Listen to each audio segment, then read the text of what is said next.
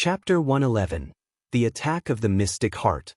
The sky was cloudless for miles, and below, a vast barren plain stretched endlessly.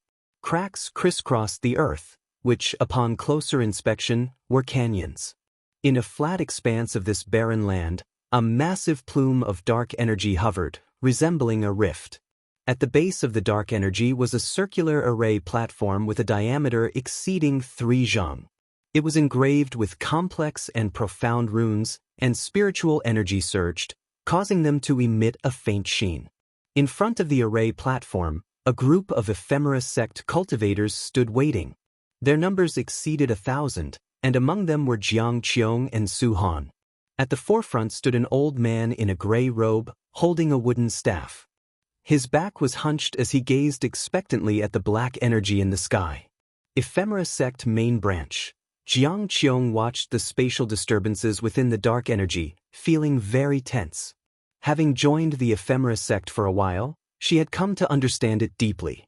The ephemera sect in the 9 Dynasties territory was merely a branch and could not be compared to the main branch. Suddenly, a flash of lightning burst out from the dark energy, followed by expansion, revealing an expanse of dark red sky inside, with faint billows of ominous clouds. The old man in the gray robe suddenly knelt down and loudly exclaimed, "Welcome, Lord of the main branch." As he knelt, the other ephemera sect cultivators followed suit, repeating his words in unison. The 1,000 voices combined into a deafening roar. Under everyone's gaze, a figure emerged from the dark energy, stepping out with his back towards the dark red sky. This was a man dressed in a tight purple robe, with a gold-trimmed red scarf around his waist. His robe was adorned with images of ephemera flowers, and the back was embroidered with an ephemera tree. His face was handsome, his expression aloof, and his snow-white hair was coiled under a purple jade crown set with a red gemstone that resembled a sinister eye at a glance. With his hands behind his back, he looked down at the cult, slowly saying, "Who is Elder Qi Han?" The old man in the gray robe quickly answered, "Reporting to the Lord, that would be me." The man in the purple robe maintained his lofty stance, not deigning to descend. He calmly said, "Find someone to lead me to the supreme sect. The rest of you stay here and wait for the main branch to arrive." Qi Han Elder asked excitedly, "Are more seniors from the main branch coming?" "Yes, it's time for the ephemera to bloom." The mysterious aura was too far from the supreme sect, beyond even the range of divine sense of those in the Mahayana realm. Guan did not act rashly. His intuition told him that the aura was related to the main branch of the ephemera sect. Without knowing the strength of the main branch of the ephemera sect, he wouldn't act on impulse. Although from Zhong Liang and Su Shan's memories, it seemed the ephemera sect was waiting for great cultivators of the mystic heart realm. With Gu An's extermination of the ephemera tree, the situation might change. What if more than one great cultivator of the mystic heart realm arrived? Moreover, the supreme sect was deeply rooted and might not need his intervention. Perhaps the supreme elder would return. Leaving aside the supreme elder, the Ji family and Gu family also had unfathomable depths. Guan searched the Taicang dynasty with his divine sense but couldn't find the main families of these two houses, likely hidden within minor heaven and earth realms. In this world there existed multiple minor heavens and earths, akin to innate spatial restrictions, or as one might describe using earthly terms, alternate dimensions. The day after Liu Beiyin left, the atmosphere in the supreme sect became tense. Numerous core formation realm and nascent soul realm cultivators flew over the third Medicine Valley towards the outer sect. Even the 9 geniuses cultivating in the Medicine Valley were summoned, bidding farewell to Guan. Every disciple had their own identity token, and the supreme sect could use these tokens to transmit orders to everyone, including those on missions outside. Xiaochuan approached Guan nervously and asked, "Senior brother, what happened this time? Could it be the ephemera sect attacking?" Every time he visited the outer gate city, he heard other disciples discussing the ephemera sect. The ephemera sect had swept through the demon paths undefeated and had caused significant trouble for the supreme sect 200 years ago, making all disciples feel threatened. "I don't know. Don't overthink it. Our task is to grow medicinal herbs. If a battle truly breaks out, we wouldn't be of much use anyway. Trust in the sect. Guwen reassured him. Xiaochuan found this reasonable but still couldn't stop his thoughts from drifting to the outer sect. Guwen turned and left to harvest the matured herbs. Even if the sky were to fall, the supreme sect would bear it first. Harvesting herbs and flowers was the top priority. An ancient hour later, Guwen returned to the pavilion and drew the Qinghong sword, starting to swing it. He rarely practiced swordsmanship, attracting the attention of many disciples who thought he sensed the crisis and followed his example, beginning to practice their own spells. Lu Lingjun also glanced at Guwen, shaking her head involuntarily. Guwen's sword moves were very strange, looking more like axe techniques than swordsmanship to her. Perhaps the Valley Master was just soothing his nervous emotions. After watching for a bit, Lu Lingjun turned and walked toward a distant mountain to get a better view of the outer sect and understand the situation more clearly. Guwen wasn't truly practicing swordsmanship but rather the heaven-cutting divine axe technique. He purposefully used a sword to avoid drawing attention, as the heaven-cutting divine axe hadn't left any legacy in the supreme sect, so no one knew how to use it. In the blink of an eye, 3 days passed. On this day, after settling matters at Mystic Valley, Guwen went to the Third Medicine Valley to continue harvesting herbs. The Third Medicine Valley covered an area of 100 miles, with so many herbs that some matured every day. Guwen would leave some each time he harvested to ensure a stable source of lifespan income. The herbs didn't lose their effectiveness for several months after maturing. After gaining 5,000 years of lifespan, Guwen had a servant disciple deliver the herbs to the storage building and then sought out Lu Lingjun. I plan to visit the outer sect. Do you want to come? Guwen asked. Lu Lingjun had previously mentioned she wanted to join him on his next trip to the outer sect. Of course, a deeper reason was that he wanted to bring another powerful ally to the supreme sect.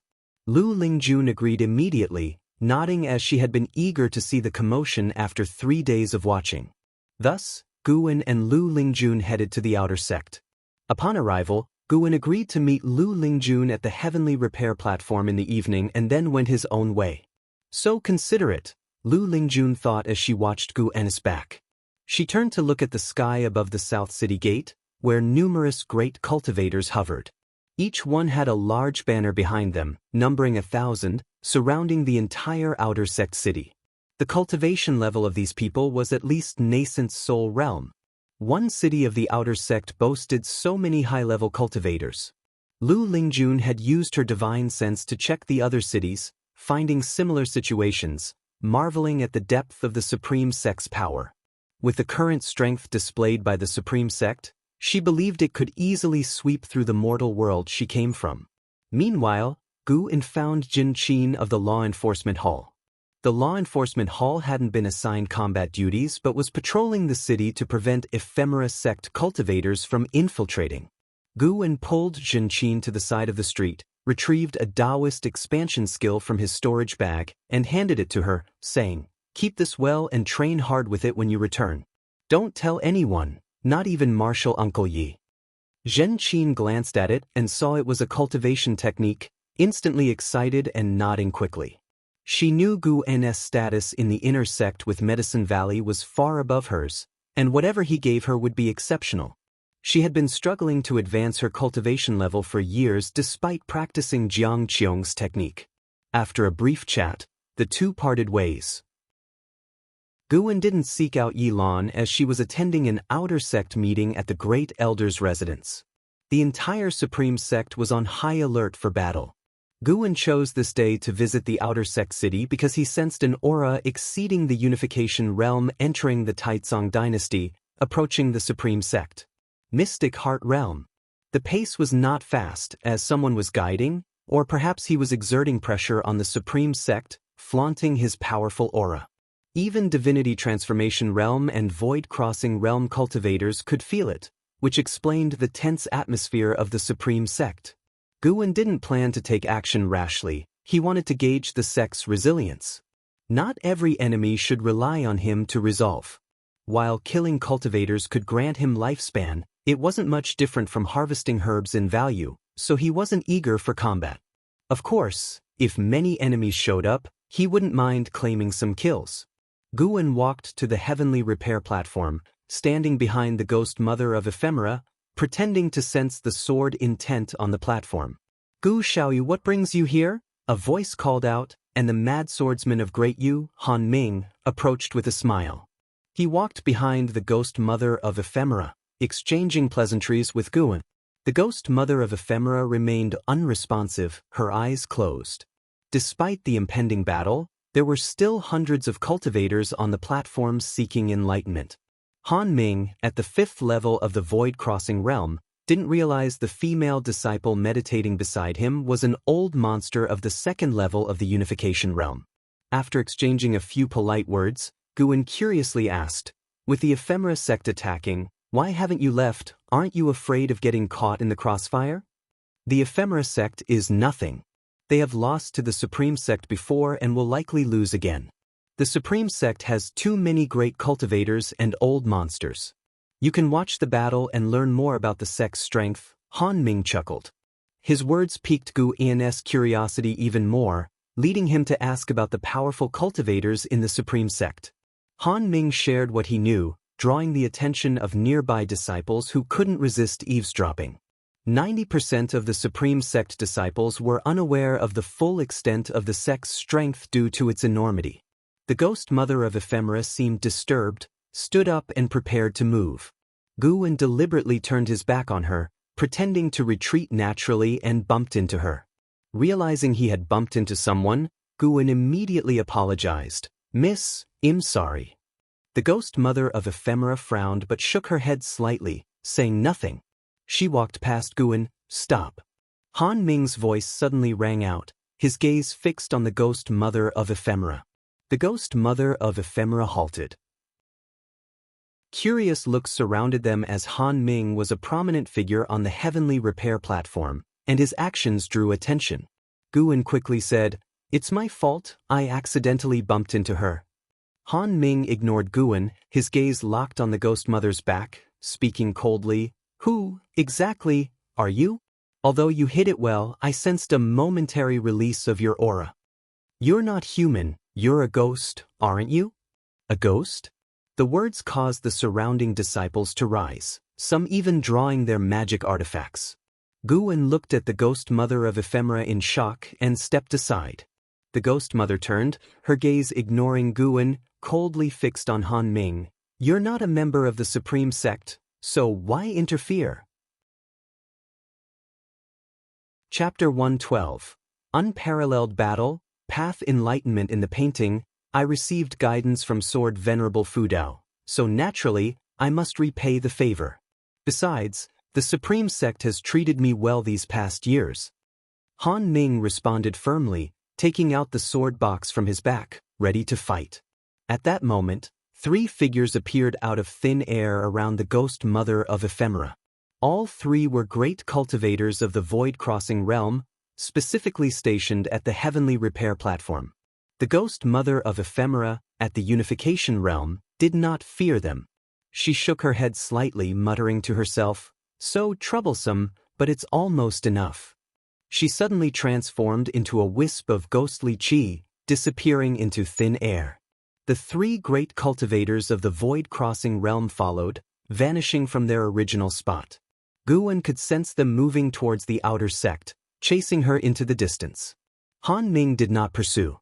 Revealing the ghost mother of ephemera's identity was already good enough. The chase was the Supreme Sect's responsibility.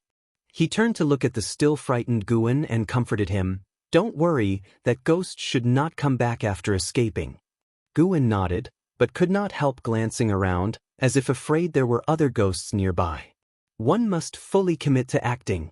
Han Ming walked up to him, patted his shoulder, and pulled him over to Wang Lin, then began recounting his experiences of slaying demons and ghosts. Guwen thought it was bad luck. The act had gone too far, and it was hard to leave now. He had no choice but to listen to Han Ming's bragging. Wang Lin, who rarely saw Guwen, was in a good mood. The two whispered, causing Han Ming to angrily growl. The matter of the ghost mother of ephemera was just an interlude. Guwen had been waiting for his life span warning. As long as an enemy warning appeared, The ghost mother of ephemera would not live past today. Fortunately, no warning appeared, indicating the ghost mother did not suspect him. Of course, it was also possible that the ghost mother of ephemera had no malicious intent for coming to the supreme sect. She had been here for years without causing trouble. She hadn't participated in the chaos caused by the underworld demon emperor before. Now, the great cultivator of the mystic heart realm from the ephemera sect was approaching. If the ghost mother of ephemera had any ill intent, she could have started a massacre and cooperated with that mystic heart realm cultivator.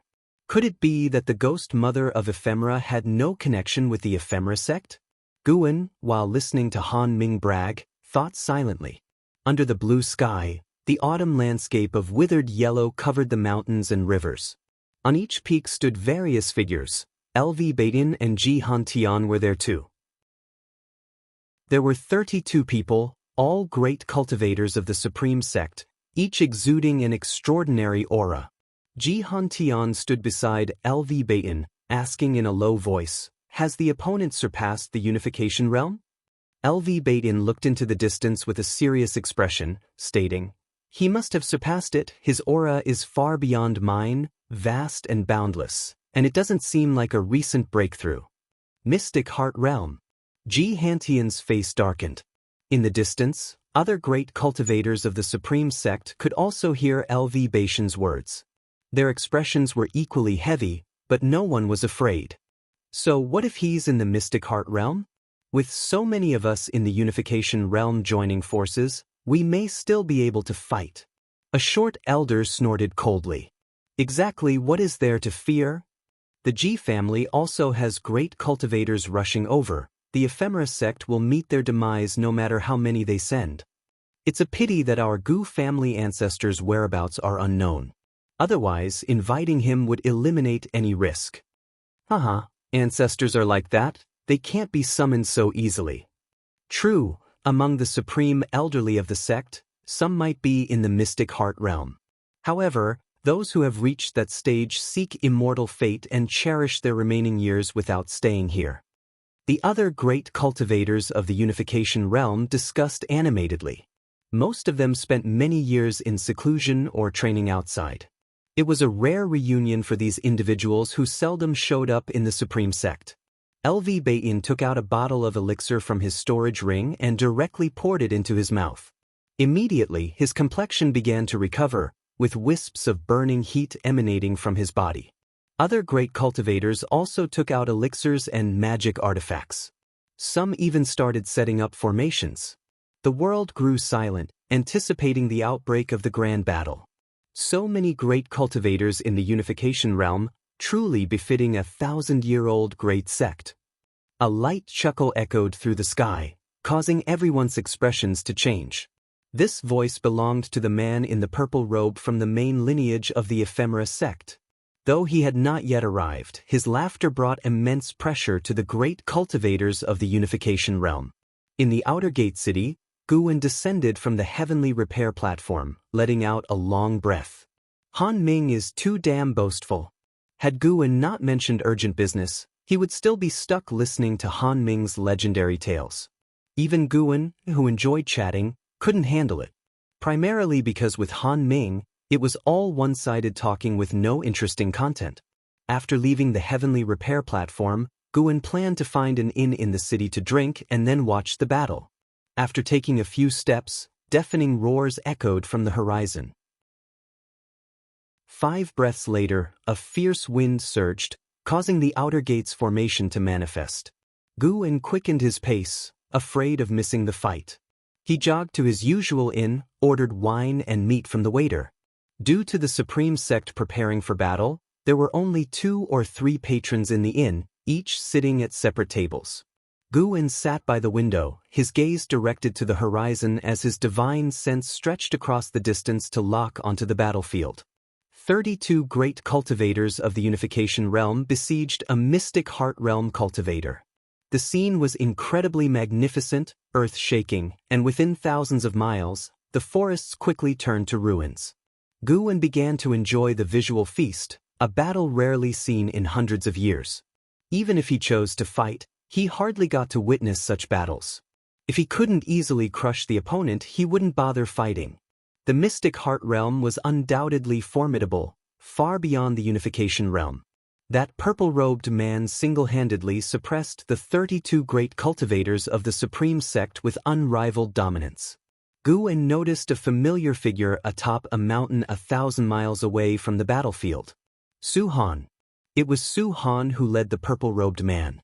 Guwen had sensed this earlier and now felt dissatisfied seeing that Su Han hadn't fled. This guy isn't afraid of being shattered. Having saved Su Han before, Guwen decided not to save him again in the future. A master like him had done enough. Even if Su Han were to be killed today, he wouldn't intervene.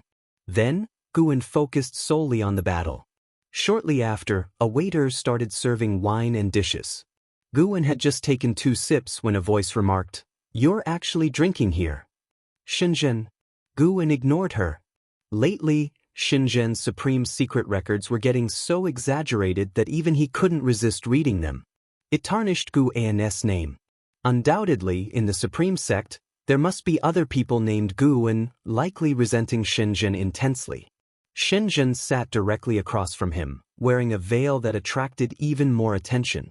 The inn's patrons couldn't help but glance at her. A grand battle is about to start, and this one might be fiercer than the previous righteous demonic battle. I plan to paint the entire process. Why don't we do it together? Let me tell you, I recently gained some insights from my past paintings, so I might achieve enlightenment through my art. Shenzhen spoke with a tone of pride when mentioning her path enlightenment. She had specifically sought out Guwen, tracking him from the 3rd Medicine Valley to this place. Guwen replied, "Forget it, I won't participate. It's too dangerous. With my level of cultivation, I'd easily be reduced to ashes near the battlefield." "No worries, I'll protect you." "What is your cultivation level? Can you even protect me?" "At least I'm in the core formation realm." Core formation realm in such a battlefield is just cannon fodder. When hit by the battle's aftershocks, you'd only convulse a bit longer than I would. Sign it?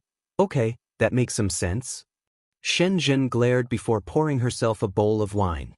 She gazed into the distance, her expression growing more alarmed with the intensifying battle aura. What kind of fight could cause such a huge commotion? Guwen enjoyed the spectacle with his divine sense. LV Baitin was indeed strong, clearly on a different level from other great cultivators. Ji Han Tian was also impressive, with his Qilin step nearly perfected, being one of the few cultivators able to approach the purple-robed man. However, the fight had barely begun, yet most Supreme Sect cultivators were already injured to varying degrees. Some were even blasted to pieces, with only their primordial spirits left to form ranks from afar. The purple-robed man wielded several magic artifacts, holding a long spear imbued with immense power, effectively dominating the battlefield. Guwen thought this man hadn't even used his full strength. At this rate, the Supreme Sect's side would face complete annihilation. It's no good, I have to step in. To ensure better prospects for his stay, Guwen had to prevent the Supreme Sect from losing so many great cultivators, unless an enemy appeared that even he couldn't handle. In that case, he would just flee. Guwen stood up and said, "Miss Shen, I need to step out for a moment. I'll come back and find you later. Stay here and don't leave." Without waiting for Shenzhen's response, Guwen quickly exited the inn. Shenzhen wasn't suspicious, being more curious about the distant battle than Guwen swiftly walked several streets before making sure no divine sense was locking onto him. Then, employing the limitless freedom step, he moved beyond the outer gate. After 5 steps, he entered the mystic Heaven Cave mansion. Entering a wooden house, he picked up the heaven-cutting axe, and dark purple demonic chi began to ooze from him. 9 extremes yin-yang body. His right foot lifted, disappearing within the cave mansion. The next moment, he stood atop a mountain 1,000 miles away from the mystic Heaven Cave mansion. Guwen waved the heaven-cutting axe in his hand, recalling the techniques of the heaven-cutting divine axe in his mind. Forget it. To kill him, do I even need techniques? Guwen immediately headed towards the battlefield with the heaven-cutting axe in hand. He planned to use Ancestor Xian Tian's identity to kill the enemy, ensuring the news of the Supreme Sect's ancestor returning would spread across the immortal cultivation world. By then, anyone in the 9 dynasties who wanted to oppose the Supreme Sect would have to think twice.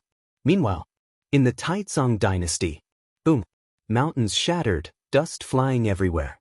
Another great cultivator of the unification realm fell, his life or death unknown. In mid-air, Ji Hantian and 2 great cultivators from the Ji family manifested the heavenly dragon demon-suppressing form to restrain the purple-robed man. All 3 panted heavily, their spiritual power nearly exhausted. From all directions, golden dragon shadows assaulted, as the purple-robed man stood proud in the air, a golden halo hovering behind his head, radiating brilliant light. Any dragon shadow approaching within 10 feet of him was dispersed by an invisible force. The heavenly dragon demon-suppressing form is indeed a marvelous divine skill. Considering you are from the Ji family, I can spare your lives. But if you persist in being obstinate, don't blame me for disregarding the Ji family's dignity. The purple-robed man's cold voice was laced with intense killing intent, no longer retaining his previous disdainful, teasing demeanor. Chapter 113. You are not Ancestor Xiantian, who are you? Facing the threat from the man in the purple robe, the 3 great cultivators of the Ji family remained indifferent and continued their attack, as did the other unification realm great cultivators from the Supreme Sect, determined to kill him here and now. Umph! The man in the purple robe snorted coldly, lifted the spear in his hand, and swept it forward. In an instant, vast demonic chi erupted, as if a black streak had been brushed across the painting of the heavens, spanning the sky. The 3 Ji family great cultivators were sent flying, vomiting blood, their heavenly dragon demon-suppressing forms annihilated, dispersing into smoke and clouds. The 3 crashed into the mountains like fallen stars from beyond the sky, causing the ground to shake and dust to rise in plumes. In all directions, 8 unification realm great cultivators shouted in unison. 8 ancient bronze bells floated behind them, from which images of bells also emerged, enclosing a 100-mile radius. As they cultivated energy, the bell images behind them rapidly expanded, all reaching 1,000 feet in height, grand and imposing. The enormous bell images unleashed a terrifying impact, shaking the space and causing waves to surge through the sky. The man in the purple robe raised his spear to deflect, vast spiritual power erupting, forming a powerful storm around him, resisting the impact from the bell images. Whoosh! Amidst the mountains, the sound of something breaking through the air approached the man in the purple robe at an incredible speed. His pupils contracted as he swiftly dodged the attack. It was a flying sword, fast as a streak of light. Its controller was a female cultivator, her red robe fluttering wildly, long hair streaming, and her pure, beautiful face frosty, her gaze at the man in the purple robe filled with killing intent. The gold ring behind the man in the purple robe rose, emitting golden light that shattered the bell images, causing mountains within 100 miles to explode, the ground trembling. Mighty waves of fire rose from the dust, transforming into fire dragons pouncing at the man in the purple robe, who sneered disdainfully. He suddenly turned and thrust his spear.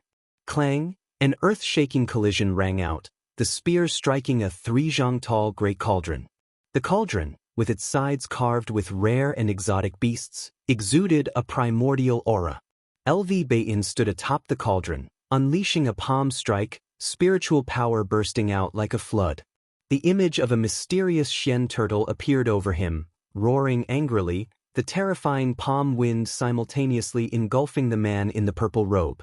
Mystic tortoise surging wave palm.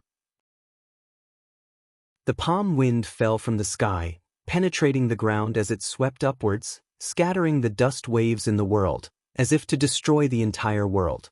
With a booming sound, LV Bayin and the cauldron were blown away, numerous needle-like spiritual power spikes piercing his body, his face changing dramatically. In the violent blast, the man in the purple robe stood like a deity descending to the mortal world, dominating all things. He looked at LV Bayin and sneered arrogantly, Unification Realm 9 layer, such a pity to die for this seat. Before he finished speaking, he suddenly turned his head. Not only him, but the Supreme Sect's great cultivators also seemed to sense something, all turning to look in the same direction. 1,000 miles away, atop a mountain, Su Han stood at the edge of a cliff, gazing into the distance. Noticing the sudden halt in the battle, he frowned, unable to probe into the heart of the battle with his divine sense. Could the Supreme Sect's side have already lost? Su Han frowned deeply, his mind conflicted. He didn't want to lead the way, but Elder Chi Han had chosen him. Without him, others would lead, so he had to come. In fact, he did hold resentment towards the Supreme Sect. As an outer disciple of the Supreme Sect, the Sword Sect of the Great Yu Dynasty sought to kill him, yet the Supreme Sect did not protect him, instead forcing him to cripple his cultivation, which left him disappointed. Despite his disappointment, the Supreme Sect was his first sect on his immortal cultivation path. He didn't want to see the Supreme Sect destroyed but had to accept it since he had joined the Ephemera Sect, which was the only sect in the immortal cultivation world that could accept him. As Su Han was feeling conflicted, a figure flew over his head. So fast, Su Han couldn't see who had just passed by, only sensing a flash of a purple-black shadow, as if it were an illusion. That figure was Guan.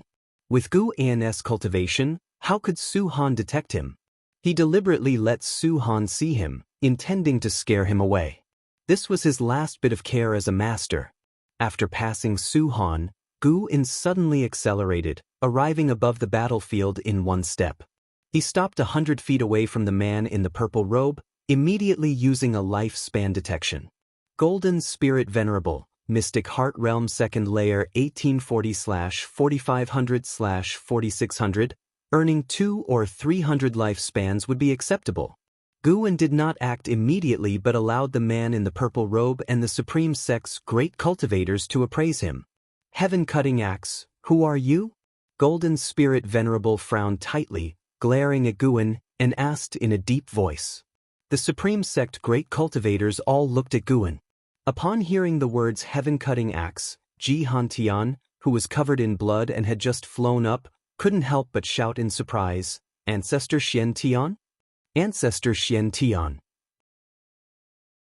All the Supreme Sect great cultivators were moved, even LV Baitin, who stood on the great cauldron, looked incredulously at Ancestor Xian Tian. Was Ancestor Xian Tian actually still alive? Impossible, you're not Ancestor Xian Tian, who are you?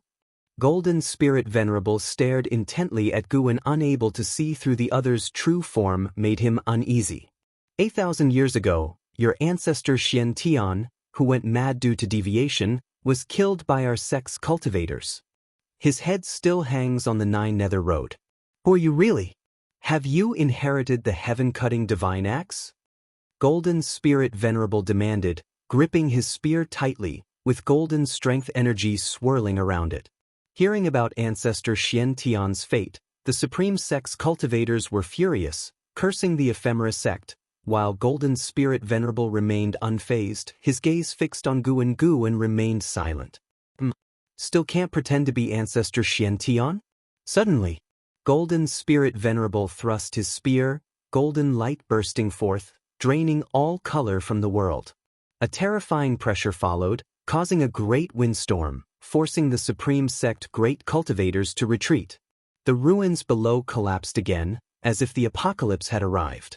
The scorching golden light caused LV Baishan's skin to begin to ulcerate, scaring him into immediately cultivating energy.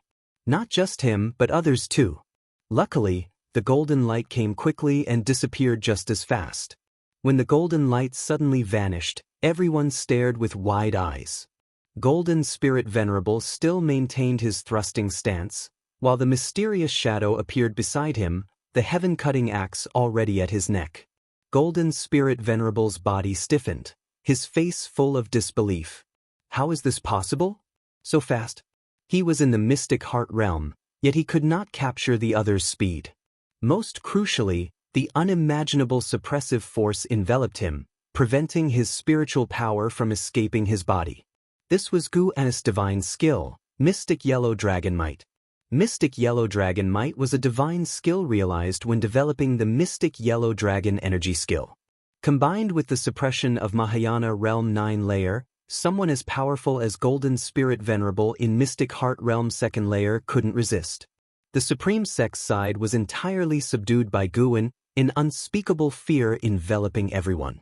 Regaining their senses, they noticed he used Demon Shadow Divine skill. Could Thousand Autumn Pavilion possess such great power? Guwen held the axe in his right hand, hovering at Golden Spirit Venerable's neck. His left hand raised slowly, slapping away the hairpin atop the other's head, clutching his long hair. This made Golden Spirit Venerable look very disheveled, utterly losing his previous imposing manner. My Ephemera Sect main lineage is about to arrive. Do you really want to? Golden Spirit Venerable trembled, his eyes filled with fear. But before he finished speaking with a squelch, Guwen severed his head. Blood splattered, Golden Spirit Venerable's eyes wide open. As Guwen wielded the heaven-cutting axe, a terrifying gust of wind swept across dozens of miles, blowing the dust explosively along the way. Golden Spirit Venerable's neck began to burn with blue flames, igniting his head and neck from both ends. Golden Spirit Venerable's voice became heavy and hoarse, his primordial spirit desperately trying to emerge, but it couldn't. With a hiss, Guwen let go, taking Golden Spirit Venerable's storage bracelet, then watched the blue flames consume him. In less than 5 breaths, with his spiritual power dispersed, Golden Spirit Venerable was reduced to ashes, leaving only a heart suspended in the air, still beating. Mystic Heart. Guwen grabbed the Mystic Heart, tossing it into his storage bag. He turned to leave. Wait, who are you really? Are you here to help us, or do you hold a grudge against the Ephemera Sect? If it's the latter, why not join forces? The Nine Nether Road has already opened, the real catastrophe is just beginning, we must unite. Ji Hantian shouted urgently. Others also looked at Guwen, nervous and expectant. Guwen remained silent but released his immense sword intent. The moment the sword intent was released, the sky changed color. In the distance, shaking flowers, trees, and grasses all froze. Fu Dao, an old man trembled, his face showing delight. Before he could finish, Guwen disappeared in a single step. Ji Hantian stood dazed, falling into a trance. Sword Venerable Fu Dao had easily slain the Golden Spirit Venerable. He remembered aggressively pursuing Sword Venerable Fu Dao once. His heart was filled with shame and fear. Fortunately, he was one of their own, otherwise he would have perished. At the same time, unprecedented curiosity surged in his heart. Who was Sword Venerable Fu Dao? What was his status in the Supreme Sect? Outer Gate City. In an inn, Xinzhen was drinking, not long after Guwen had left. Suddenly, powerful auras erupted within the city, causing it to tremble. A battle quickly broke out, startling the other disciples in the inn into leaving. Shenzhen looked up, glancing out the window. Above the heavenly repair platform, 2 cultivators were battling fiercely, the momentum growing. More Supreme Sect disciples landed on the rooftops, forming lines to protect the buildings. It's getting chaotic, interesting. Seeing the chaos in the outer sect, Shenzhen wasn't alarmed. Instead, he watched with interest. After a while, Guwen rushed in anxiously, asking, "They're all fighting, why aren't you hiding?" The Ephemera Sect spies hidden in the Supreme Sect started causing trouble, thinking Golden Spirit Venerable had finished the battle, not knowing he was dead. From here, the Supreme Sect could handle it, so Guwen only feigned panic. Shenzhen took out pen and paper, smiling, "Let's draw together. Whoever draws better, if you can satisfy me, you can have any medicinal herbs you want." Chapter 114 Ephemera Gathering, Path Enlightenment. Guwen was not swayed by Shenzhen's words. Drawing someone's battle process was too offensive, and he was not lacking in high-rank medicinal herbs at present. Unless Shenzhen offered him a 7th-order medicinal grass, he would remain uninterested. Shenzhen came from the Daotian sect of the Great Yu Dynasty, an extremely distant place. Even conveying a single message would take an indeterminate amount of time. Guwen said, "The whole city is in chaos, how can I be in the mood to paint, Miss Shen? We should find a place to hide to avoid." Suddenly, A thunderous noise interrupted Guan's words. The entire inn shook violently, and dust surged in from the windows, engulfing the two of them. Shenzhen quickly wrapped her arm around Guan's waist and rushed out of the inn, arriving at the back courtyard. Guan tried to free himself from her grip, but she held him tightly. With a serious look in her eyes, she looked towards the back of the inn and whispered, "Don't move." Guan had no choice. Did she really think she could protect him, a great cultivator of the 9th layer of the Mahayana realm? Shenzhen frowned and took a flute from her storage bag with her left hand. Following her gaze, a figure flew out from the dust on the other side of the inn. Guan recognized him. It was Zhang Hong, an inner sect disciple who often meditated at the heavenly repair platform. Guan always saw him whenever he visited the platform. Unexpectedly, Zhang Hong turned out to be a spy from the ephemera sect. Wiping the blood from the corner of his mouth, Zhang Hong glanced at Guan and Shenzhen and immediately swung his sword at them. A streak of sword chi broke through the roof and charged towards them. The sword chi was too fast, so fast that Shenzhen could only instinctively raise her flute to block it. Bang! The sword chi exploded, collapsing the entire inn and raising clouds of dust. Zhang Hong leaped up and swiftly fled, while numerous figures pursued him relentlessly from behind. All around, the entire outer gate city was in a chaotic battle. Even the great elder LV Songhan was fighting, while the city protection array in the sky twisted violently, on the verge of breaking apart. As the sword chi dissipated, Shenzhen pulled Guan out. Both were in a disheveled state. "Miss Shen, are you all right?" Guan asked with concern, though he could see that Shenzhen's injuries were not life-threatening. Zhang Hong was at the first layer of the nascent soul realm. Although Shenzhen had blocked his sword chi, she had suffered internal injuries. Being able to block a sword from a nascent soul realm cultivator with a core formation realm cultivation level, Shenzhen indeed had some skills. Blood dripped from her chin beneath her veil. She maintained her composure and said calmly, "I am the holy daughter of the Daoist sect. How could a nameless person harm me? Let's find a place to hide first." She let go of her right hand and then quickly walked ahead, with Guan following closely behind. The entire city was in battle. The two dared not fly and had to traverse the streets on foot. Fortunately, they encountered disciples from the law enforcement hall who led them to an underground palace to take refuge. The underground palace was extensive, sheltering many disciples, most of whom were servant disciples. Shenzhen found a place to sit cross-legged, took out a bottle of elixir from her storage bag, and began to cultivate and heal after consuming it. Guan did not disturb her. He scanned the underground palace, and after confirming there were no abnormalities, he also sat down and closed his eyes to observe the world with his divine sense. The entire supreme sect was in turmoil, not just the outer gate city. Battles raged in all the cities.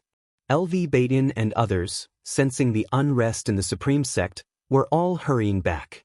Without the support of the Golden Spirit Venerable, the supreme sect would surely overcome this internal conflict, albeit with some casualties in the process. Gu's divine sense focused mainly on the Third Medicine Valley and the Mystic Valley. The Mystic Valley, located outside the outer gate, remained unthreatened since the ephemera sect spies were causing chaos within the supreme sect. The Third Medicine Valley was under protection, with Gu Yu leading a group of cultivators to guard it. Fierce battles had already erupted. As long as the medicinal herbs remained untouched, Gu Yin was not inclined to intervene. The supreme sect needed this trial by fire. Time passed by.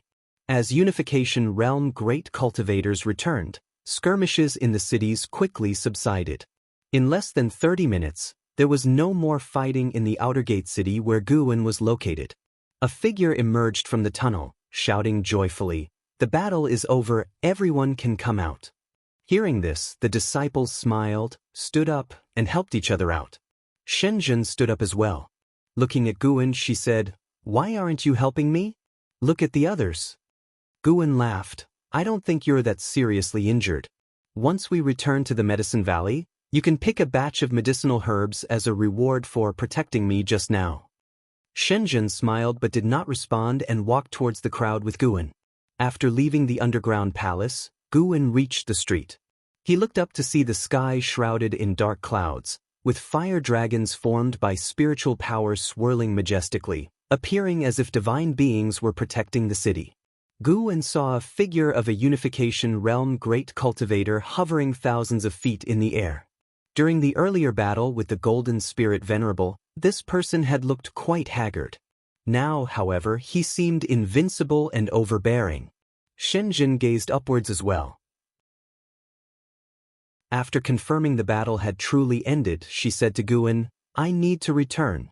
You should also go back soon." With that, she turned and left. She tried to appear relaxed, but once out of Guan's sight, he noticed she suddenly sped up. Shenzhen's injuries would likely require months of rest to fully recover. Guan began to stroll through the city.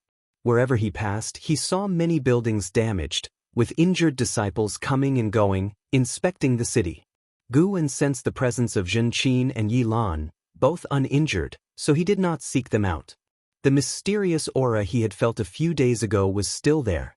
As it came from too far away within the Taicang dynasty, Guan could not discern its origin. He speculated it might be related to the Nine Nether Road. Before dying, the Golden Spirit Venerable had said that the main lineage of the Ephemera sect was about to arrive, indicating that this calamity had just begun. More mystic heart realm great cultivators were likely to appear in the future. It truly was a troublesome time. Guan mused, his gaze suddenly drawn to a distant figure. A disciple was walking among the crowd.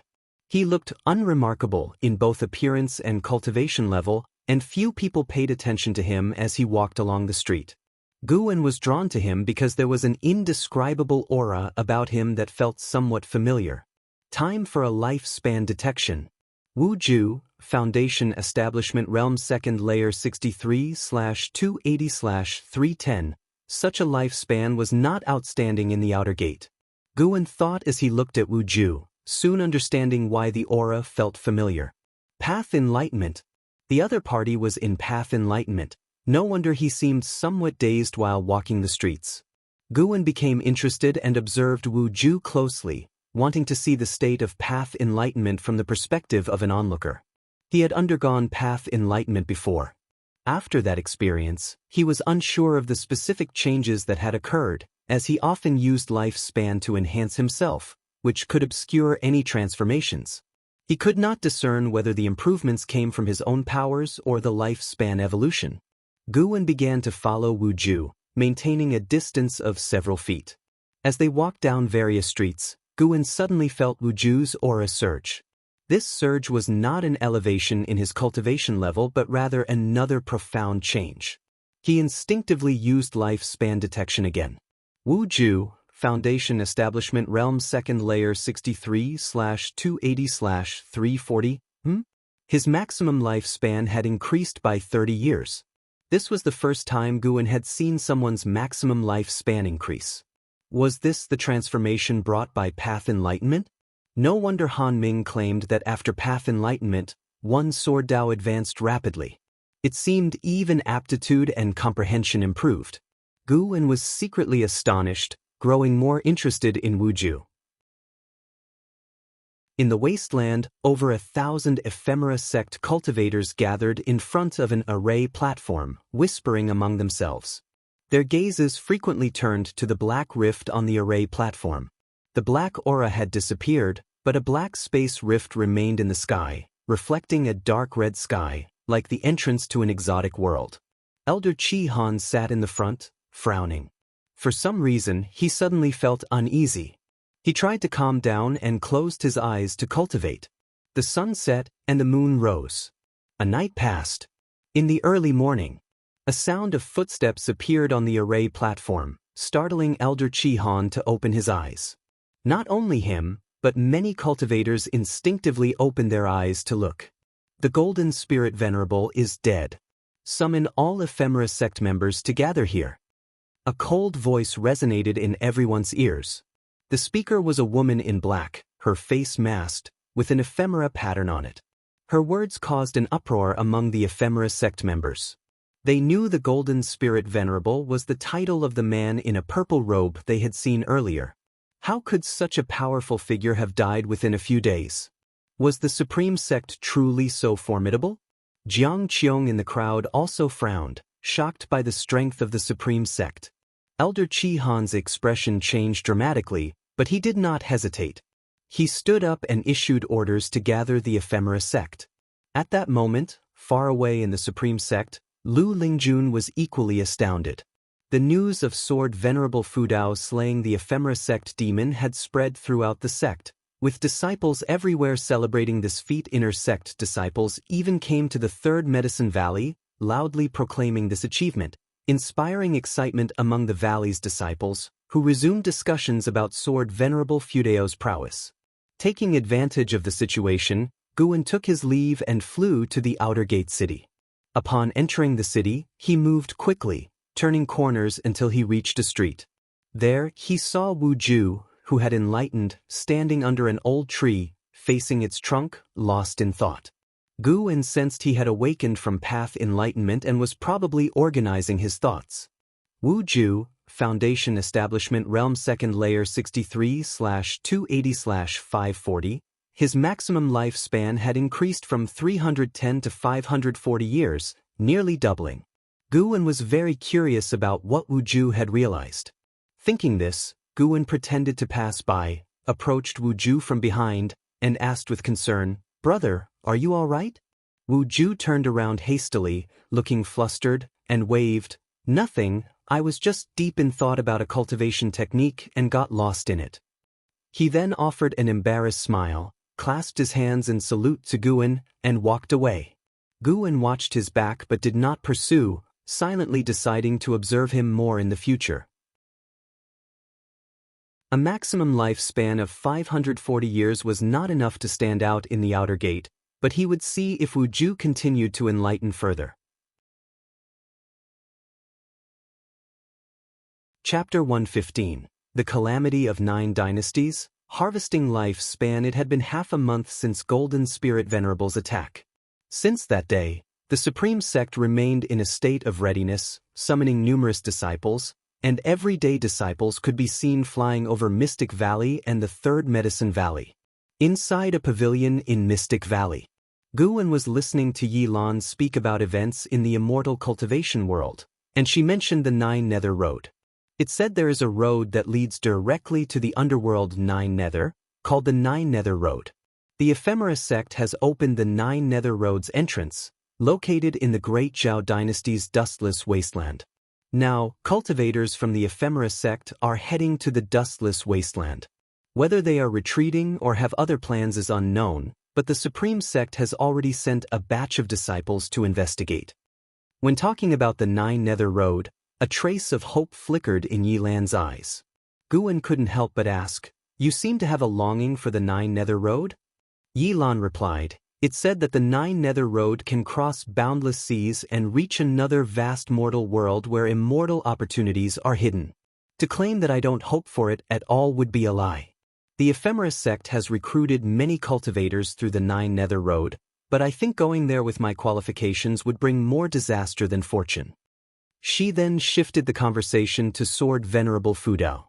According to information she obtained from the Law Enforcement Hall, Sword Venerable Fudao had displayed unmatched prowess throughout the sect, and it was said that without his intervention, the Supreme Sect might have faced catastrophe.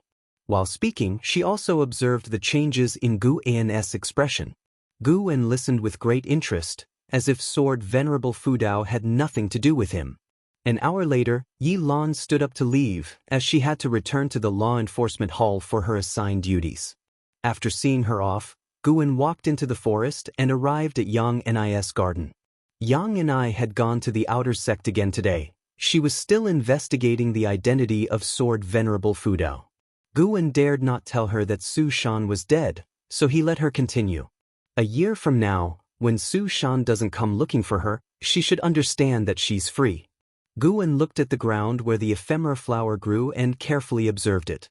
He could feel that the ephemera flower was nurturing a unique kind of spiritual energy, but he couldn't yet determine whether this energy was good or bad.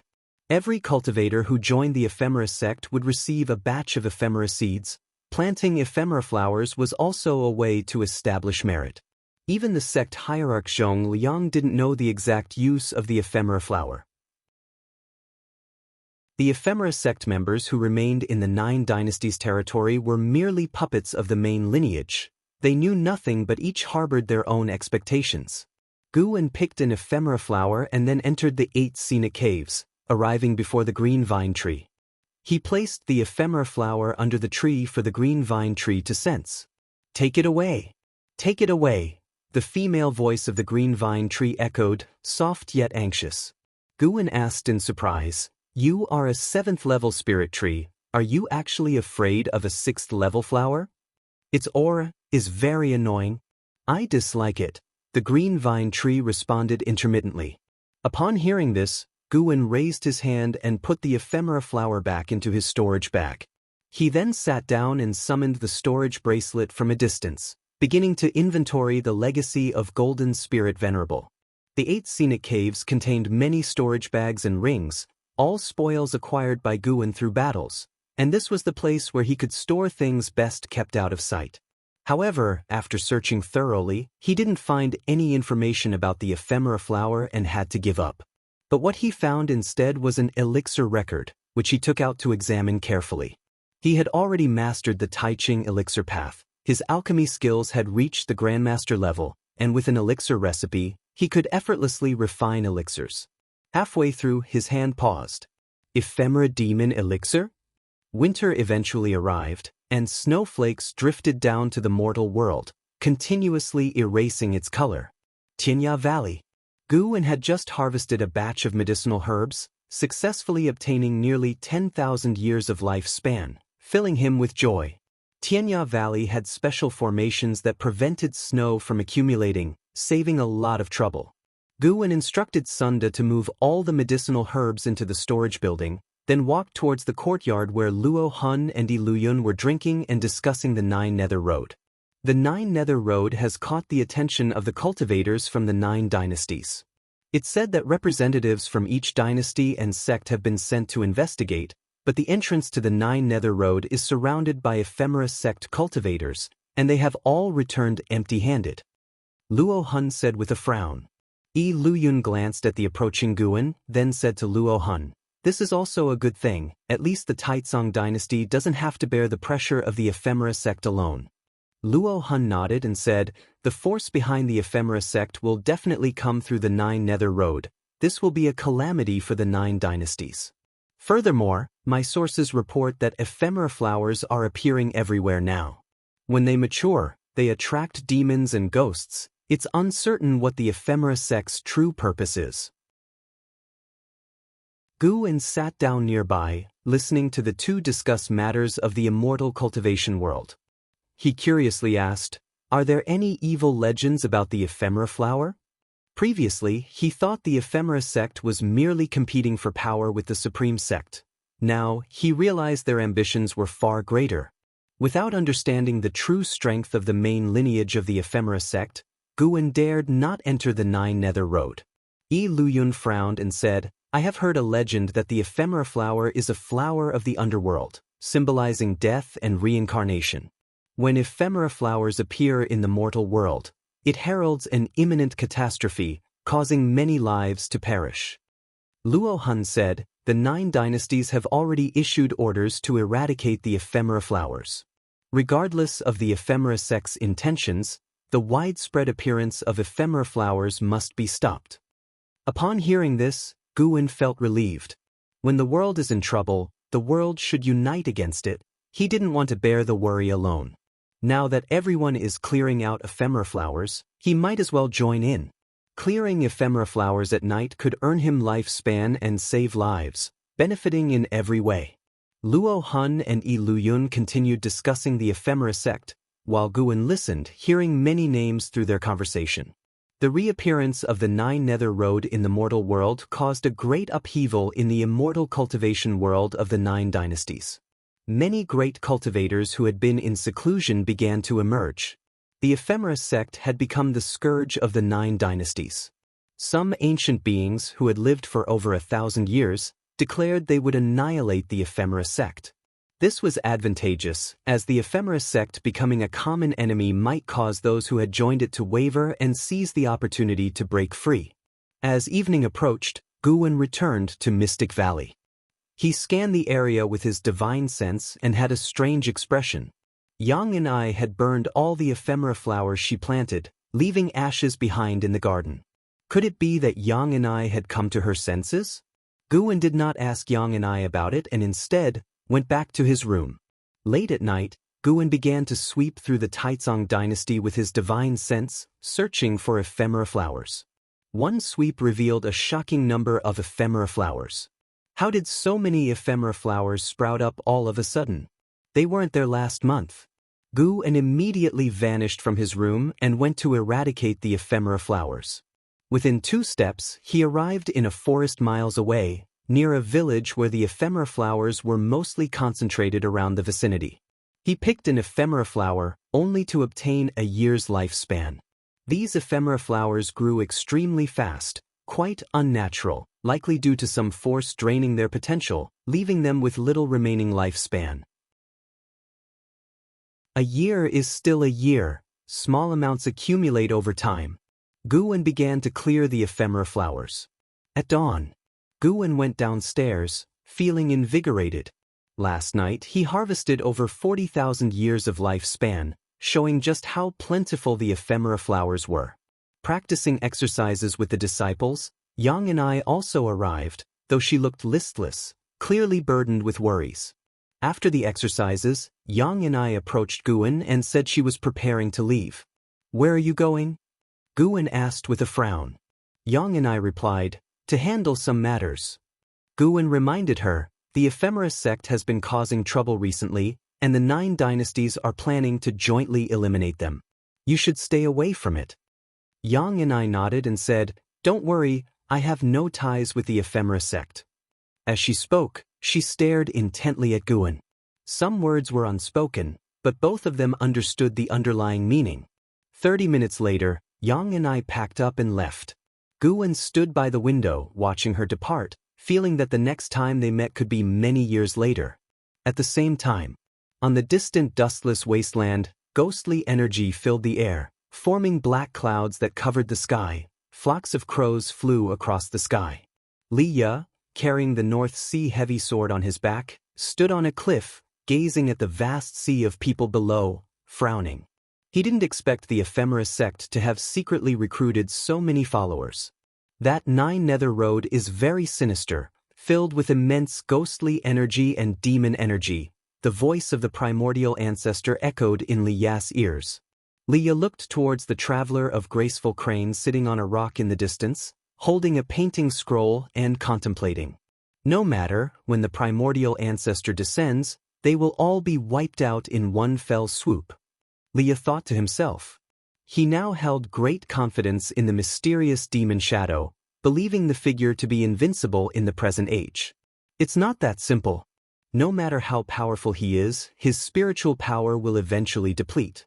Taking on the calamity of the 9 dynasties alone is almost impossible. If he were truly that formidable, he wouldn't need to practice the demon shadow divine skill of the 1000 Autumn Pavilion to conceal his identity. The primordial ancestor sighed. Li Ye felt displeased listening to this. Ever since encountering the ephemera sect, the primordial ancestor had become timid, no longer exuding the serene and profound demeanor he once had, shattering Li Ye's illusion. But recalling the primordial ancestor of Li family's admonition, Li Ye did not argue with the primordial ancestor's words. Just then, the ground began to tremble, startling Li Ye to soar into the air, whereas the traveler of graceful crane remained seated on the rock, unmoved. Li Ye looked towards the entrance of the 9 Nether Road, where he saw the array platform beneath the black cracks starting to crumble, a wooden branch breaking through the ground, followed by its trunk. The followers of the ephemera sect around the area all retreated. Under everyone's alarmed gaze, a towering tree burst from the ground, unmistakably an ephemera tree.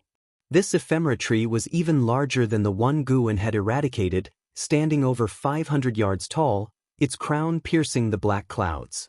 The colossal ephemera tree standing behind the black crack appeared even more terrifying. Humph, they indeed planted an ephemera tree. A cold snort resounded across the heavens, chilling everyone to the core. Jiang Qiong turned her head, seeing a brilliant sword light sweep from the horizon, cutting through the sea of clouds, unstoppable, targeting the ephemera tree. A figure appeared out of nowhere before the ephemera tree, the masked woman in black, wielding a golden staff. With a forward thrust, boundless spiritual power erupted, forcibly halting the sword light miles away, distorting the surrounding space. Chapter 116 Kindred Spirits. On a snowy night, deep in the mountains, Guwen squatted down, picked the last ephemeral flower from the snow, and threw it into his storage bag. He only harvested one more year of lifespan, but he was not dissatisfied, because this month he had already harvested nearly 500,000 years of lifespan, pushing his total lifespan over 1,000,000 years again. It was so satisfying. After tonight, there would be no more ephemeral flowers on the surface in the Taicang dynasty. In 1 month he had picked over 1,000,000 ephemeral flowers, half of which hadn't even reached a year old, having just sprouted. If Guwen didn't pick them, the cultivators of the Taicang dynasty would clear them, so he could only pick them whenever he saw them, gambling on his luck. He couldn't ignore the safety of the world and forbid others from clearing the ephemeral flowers, and he also feared the ephemera sect. He could slowly accumulate lifespan, but if the ephemera sect's plan succeeded and he had no power to resist, he would be ruined. In the dim forest, Guwen stretched lazily and then walked towards the nearby city. It was almost dawn, and he planned to stroll around the city. Being cooped up in Medicine Valley all the time wasn't good. Occasionally getting out to see the scenery and the sights of the exotic realms could help him gain insights. Since he encountered Wuju's path enlightenment, Guwen had been pondering enlightenment. He felt that enlightenment relied not only on opportunity but also on life experiences. The sun gradually rose. The city 100 miles away began to stir with noise, signaling the start of a new day. At noon, Guwen sat in the second-floor tavern, drinking wine. He sat by the window, watching the street below, where martial arts heroes were performing their skills. Where there were people, there was the martial arts world. Even though everyone in the Taicang dynasty knew about the existence of immortal cultivation, 90% of people couldn't cultivate, which led to the birth of the martial arts world. They stood apart from the immortal cultivation world, having their own excitement and grievances. In the entire city, Guwen only sensed 3 other cultivators, and like him, they were pretending to be ordinary people. The immortal cultivation world was facing the threat of the ephemera sect, with countless demons eyeing them greedily outside the 9 dynasties, while the ordinary people lived unaffected. Most of them only lived for a few decades, and by the time their lives ended, the great demon calamity might not have even arrived. This was the difference between immortals and mortals. Cultivators and mortals lived under different time rules. As Guwen contemplated the difference between immortals and mortals, many emotions surged in his heart. He wanted to see if he could enter a state of enlightenment through such reflections. However, he sat there all day without entering the state of enlightenment, but he didn't feel it was a waste of time. Sitting quietly sometimes, not speaking and experiencing the countless facets of the mortal world had its own unique pleasure. Dusk settled again, and the snow that had stopped for a day began to fall once more. Guwen stood up, left some silver coins, and then departed. He didn't leave the city directly but started to wander the streets, mingling with the crowds, letting the snow fall on him, immersing himself in the mortal world's hustle and bustle. Only at dawn the next day did Guwen return to the valley. When he reached the 3rd Medicine Valley, he saw disciples gathered together, chattering excitedly. From a distance, he heard the disciples discussing the Supreme Elder. A Supreme Elder had returned. This news shook the entire Supreme sect. The identity of the Supreme Elder, who had lived for 1,500 years with cultivation reaching the heavens, had been revealed. At the moment, the Supreme sect was facing the threat of the ephemera sect, and the return of the Supreme Elder had greatly boosted the sect's morale. The righteous sect of the world regained its domineering aura. This Supreme Elder's title was Mystic Spring, also known as Xianquan. Guwen guessed that he had returned because the Supreme Sect informed him that ancestor Xiantian had been killed by the ephemera sect. After listening for a while, Guwen continued to pick medicinal herbs. As he picked the herbs, he was still contemplating the insights from the past 2 days. Although he hadn't entered a state of enlightenment, his mystic heart had gained another talisman. The mystic heart could gather divine skills, and Guwen at the Mahayana realm 9 layers had a divine skill brewing. Condensing divine skills depended not on cultivation level but on insights. He already had an idea, and as he continued to perfect it, the divine skill would naturally form. 3 days later, Guwen arrived at the Outer Sex Book Collection Hall, where Elder Lu often personally received him as always. After not seeing him for several months, Guwen noticed that he had aged significantly, his complexion also declining. Elder Lu, Foundation Establishment Realm 9th Layer 258/270/340, looking at the other's lifespan, Guwen sighed internally. Elder Liu's cultivation level was obviously elevated by elixirs, so his lifespan was shorter than those of the same realm. Having known each other for many years, their relationship had become profound, beyond the bounds of age. Guwen couldn't help but feel melancholic about his old friend's impending departure. However, he had long been prepared for this. He would eventually say goodbye to everyone around him. The path to longevity was destined to be lonely. Even if he found a way to extend the limit of lifespan in the future, it would just be an improvement. Making people immortal was incredibly difficult, and Guwen couldn't transfer his lifespan to others. This anticipated loneliness didn't sadden Guwen. Instead, it made him more resolute. The more so, the more he wanted to live on. He wanted to see the mortal world after 10,000 years, the splendors of 10 million years, and the vicissitudes of hundreds of millions of years. Elder Lu, this is the last volume of the Supreme Immortal Venerable. Guwen took a book out of his storage bag and smiled. Elder Lu took the book and curiously asked, "I thought you would wait a few more years. How did it come out so soon?" The story needed to end, and coincidentally, it concludes with the protagonist joining forces with the people of the world to slay the demon and bring peace. Doesn't this align perfectly with the current world situation? Guwen smiled. He paused for a moment and then said, "Although my qualifications are mediocre and I lack the strength to change the world, if I can inspire the people's fighting spirit, it will be a small contribution." Elder Lu did not open the book but praised, "Your books have already influenced many people. Before you, cultivators rarely read outside their practice. The name Pan and has taken on the aura of a sage." Elder Lu, "You're exaggerating." "Haha, what are you writing next?" "I don't plan to write anything for now. I will see what the future holds." Indeed, a masterpiece often comes about by chance and cannot be forced. The two chatted casually, with Elder Lu reminiscing about their first meeting. Guwen listened intently and responded just as earnestly. After talking for 2 ancient hours, Elder Lu suddenly said, "Once the final volume of Supreme Immortal Venerable is arranged, I will resign from the elder position and prepare to leave the Supreme Sect to revisit my hometown. It has been 240 years since I joined the sect. I wonder if my hometown has changed." He already sensed his imminent end. People often wish to return to their roots before they die. Guwen couldn't help but think of Cheng Xiandan, who also left alone before his end. "I wish Elder Lu a smooth journey." Guwen smiled gently as if unaware of Elder Liu's impending end. After bidding farewell to Elder Lu, Guwen went to the Elixir Hall. He did not enter the hall but stood in the street, looking at its sign. Because of Elder Lu, he thought of Zhu Qinglu. Zhu Qinglu, an elder of the Elixir Hall, was also responsible for liaising with Guwen. He too did not have many years left to live. This indicated that in the coming years, Guwen would continuously say goodbye to old friends.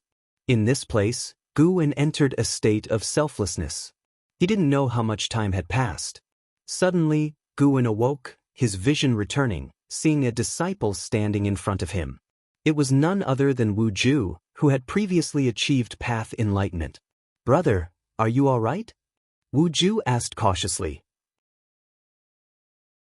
He had passed by and was drawn by Guwen's state, suspecting that Guwen had entered a state of enlightenment similar to his own. As he got closer, he realized it was the disciple he had encountered the day his own enlightenment ended. Fate was indeed wondrous. That day, This disciple witnessed his enlightenment. Today, he witnessed the disciple's enlightenment. Wu Ju developed a fondness for Guan and had been guarding nearby to avoid interruption. He had stood for quite a while. When Guan suddenly opened his eyes, he thought he might have disturbed him and felt a bit uneasy. Guan had indeed entered a state of enlightenment earlier, and his mystic heart had gained another talisman. He looked at Wu Ju and smiled. "I'm fine. Have we met before?" Wu Ju smiled and said, "Yes, back then I was under the tree and you asked if I was all right, just like how I am asking you now." Guan cast a lifespan detection on him. Wu Ju, Foundation Establishment Realm 2nd Layer 63/280/1040, how did he gain another 500 years? Had this guy recently achieved enlightenment again? Who was this person really? This was ridiculously extraordinary. Han Ming had only achieved enlightenment once in his life, yet Wu Ju had done it twice in 2 months? You must have entered a state of enlightenment just now. Shall we find a place to talk? Wu Ju invited him eagerly. Guan didn't refuse as it suited him well. Then, he followed Wu Ju to his private courtyard. After closing the door, they sat down to converse. Wu Ju became quite enthusiastic, actively sharing his experiences. He had been an orphan since childhood, brought to the supreme sect by his master. His master, an outer disciple, found him hanging on a tree while on a mission. His parents had abandoned him but didn't want him to be eaten by wild beasts, so they hung him on the tree. In the supreme sect, Wu Ju's spirit root qualification was mediocre, but under his master's protection, he had a good life.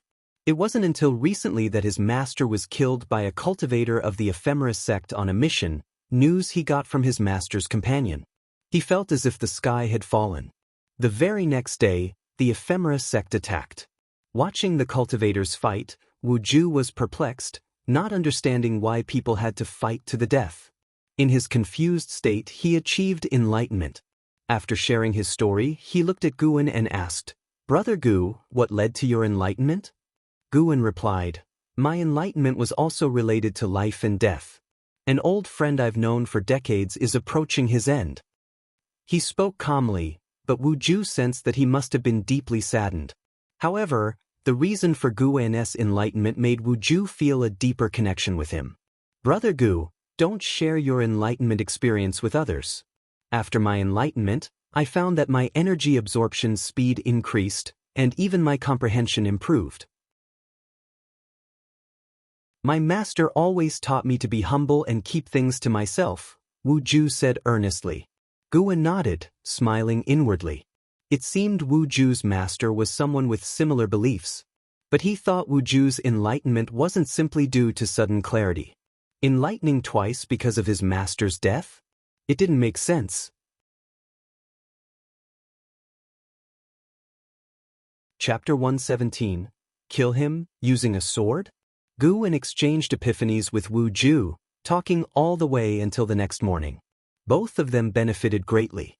Before parting, Wu Ju reminded him once again not to reveal their epiphany to others. Seeing Wu Ju's caution, Guan smiled and promised. Wu Ju watched Guan leave, a smile spreading on his face. Having lived in the Supreme Sect for so many years, Guan was his first true friend. He had always been very self-conscious and didn't dare to communicate with others much. The only one he was close to was his master, so his master's death was a great blow to him. Wu Ju turned back to his room to continue cultivating, while looking forward to his next exchange with Guan. Guan stayed in the city for an hour before returning to the third Medicine Valley. After inspecting the valley, he hurriedly left again. After spending a short while in Mystic Valley, he came to the Mystic Heaven Cave Mansion. The Mystic Heaven Cave Mansion already had a lot of medicinal herbs planted, but it was still far from being filled. Guan planned to plant herbs above the 5th rank here, as it was his private territory, a place truly unknown to anyone. Though Jiang Qiong and Sky Dragon knew about the 8 scenic caves, only he knew about the Mystic Heaven Cave Mansion. During the planting process, he felt the presence of a battle coming from the north. The aura of the 9 Nether Road was still there, lasting for several months. The 9 dynasties continuously sent cultivators to fight, temporarily curbing the chaos caused by the ephemera sect. This was normal. If the strength of the ephemera sect far surpassed the 9 dynasties, they would have swept across them long ago. Guwen did not pay attention to the distant battle and focused on planting herbs. He could stay overnight at the Mystic Heaven Cave Mansion, as it was already the end of the month. If Leah wanted to contact him, he could not afford to miss it. Since Guwen and Leah made the agreement, Leah didn't appear on a mountaintop at the end of the month to reveal his aura, possibly due to circumstances beyond his control. Yet, Guwen was not anxious. He would come to the Mystic Heaven Cave Mansion at the end of every month and use his divine sense to search for Li Ya's aura in the north. Thus, Guwen finished planting all the seeds he brought and set up a formation. When night fell, he performed the 9 extremes yin-yang body, transforming into a shadow and heading north. Under the night sky, Leah, carrying the North Sea heavy sword, reached the mountaintop. He looked ahead. The mountains stretched endlessly. The night sky was covered with dark clouds, obscuring the stars and moon. How far is this place from the North Sea mountains? I wonder if the primordial ancestor can find me, Leah thought worriedly. The old ancestor's voice sounded in his mind. The great cultivators of the 9 dynasties continue to appear, yet they cannot budge that female cultivator. When the main branch of the ephemera sect arrives, it will be even more dangerous. Even if the primordial ancestor comes, he cannot turn the tide. He too acknowledged that Guwen was the primordial ancestor of the Li family, but he had no confidence in the ancestor. The primordial ancestor's cultivation level was higher than his own when he was alive, but the main branch of the ephemera sect also had such people, and not just one. After hearing this, Leah fell silent. He turned his head, spreading his divine sense, fearing that followers of the ephemera sect were tracking him. After confirming no one was following him, Leah put down the heavy sword and sat cross-legged. He placed the heavy sword on his legs, carefully stroking it, feeling the blade. He had already mastered a trace of the Taicang Divine shocking sword intent. The longer he delved into it, the more profound he found the swordsmanship. Once it was fully mastered, he would be unrivaled in his realm and even capable of cross-realm battles. The cold wind blew. Though there was no flying snow, it was still bone-chillingly cold. It was unclear how much time had passed. A figure appeared behind Leah, silently watching him. It was Guwen, using the 9 extremes yin-yang body, observing Li Ya's swordsmanship accomplishments. Not bad, he didn't waste the swordsmanship accomplishment he had left behind. He is here. The old ancestor's voice sounded in Li Ya's ear, with a complex tone. Upon hearing this, Leah opened his eyes and turned his head. As soon as he saw Guwen, he immediately stood up and saluted him with the North Sea heavy sword in hand. Now he could lift the North Sea heavy sword with one hand. Greetings, primordial ancestor. Regarding the title Leah used, Guwen couldn't bother to explain. As long as Leah didn't guess his real identity, it was fine. Tell me about the ephemera sect, Guwen said, his voice as usual with a changed tone. Leah began reporting the situation. Currently, all the followers of the ephemera sect were gathered at the entrance of the 9 Nether Road, numbering over 1 million. Every one of the ephemera sect's followers bore the ephemera seal, causing those wavering cultivators to be unable to escape. He mentioned the ephemera tree. Nearly every day, cultivators went to fight against the ephemera sect and ultimately died, becoming nutrients for the ephemera tree. Speaking of this tree, the fearless Li Ya's face too showed a trace of fear. Guwen wasn't concerned about these. He was only curious about the strength of the strongest person in the main branch of the ephemera sect. Unfortunately, Leah didn't know either. After talking for half a day, it was all about the battles around the ephemera tree, without mentioning the situation inside the 9 Nether Road. I wondered why you came out secretly. Turns out it was to pass on information. It seems your backer is also helpless and unable to respond to you. A contemptuous laugh echoed, startling Leah. His face turned pale. He looked behind Guwen, only to see a scholar-dressed traveler of graceful crane walking out from the forest. Guwen, with his back towards him, did not turn around. Shadow magic skill, I wonder which master from the 1000 Autumn Pavilion you are? Traveler of graceful crane asked with a smile as he took off the book box behind him, placed it in front, and began to search inside it. Before Guwen spoke, Leah anxiously shouted, "Primordial ancestor, he is traveler of graceful crane. It's him who previously captured my old ancestor's soul.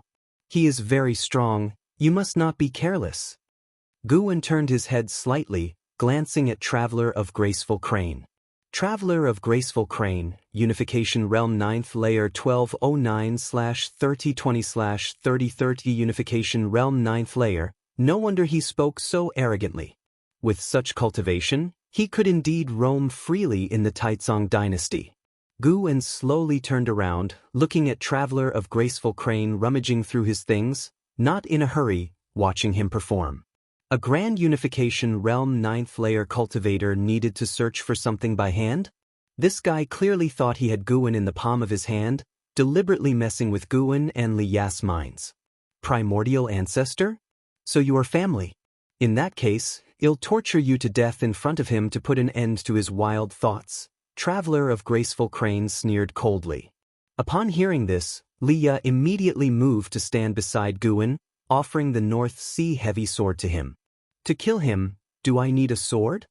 Guwen's hoarse voice sounded, making Leah pause, causing Traveler of Graceful Crane to halt his search.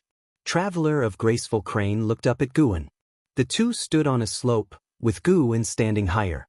He couldn't see Guwen's true face, but for some reason, looking at the opponent's posture gave him an uneasy feeling in his heart. He suddenly pulled out a scroll from the book box. When the scroll unfurled, terrifying magma erupted, blocking out the sky and blotting out the sun with a mighty force. Leah stood dazed, unable to react. Guwen swiftly raised his right hand, flicking his finger to release a beam of light. It pierced through the terrifying magma, forcefully piercing Traveler of Graceful Crane's throat, blood spurting from the back of his neck. Traveler of Graceful Crane's eyes widened in disbelief. As his body leaned backward, a foot stepped on his back. Boom! The mountain quaked. Under Li Ya's watchful eyes, the formidable Traveler of Graceful Crane, who once made him despair, was trampled under the foot of the primordial ancestor, stone debris flying everywhere. Ugh! Traveler of Graceful Crane spat out a mouthful of reverse blood, desperately finding his spiritual power suppressed within his body, incapable of manifesting outside or casting spells for escape. He had never felt such suppression. Even a great mystic heart realm cultivator couldn't suppress him like this. Could it be that he had reached above the 5th level of the mystic heart realm? Traveler of Graceful Crane felt an absurdity. Boom! Boom! Guwen started stomping, foot by foot, on Traveler of Graceful Crane's back. More blood pooled beneath him, forming cracks in the mountain surface. Shrouded in dark purple demonic chi, Guwen appeared like a demon god from the netherworld. Even Leah couldn't help but feel a tinge of fear in his heart. The primordial spirit of the old ancestor within him was also silent. After 9 stomps, Traveler of Graceful Crane had lost his combat ability. Guwen's right foot ignited with Taicang True Fire, attaching it to Traveler of Graceful Crane's body.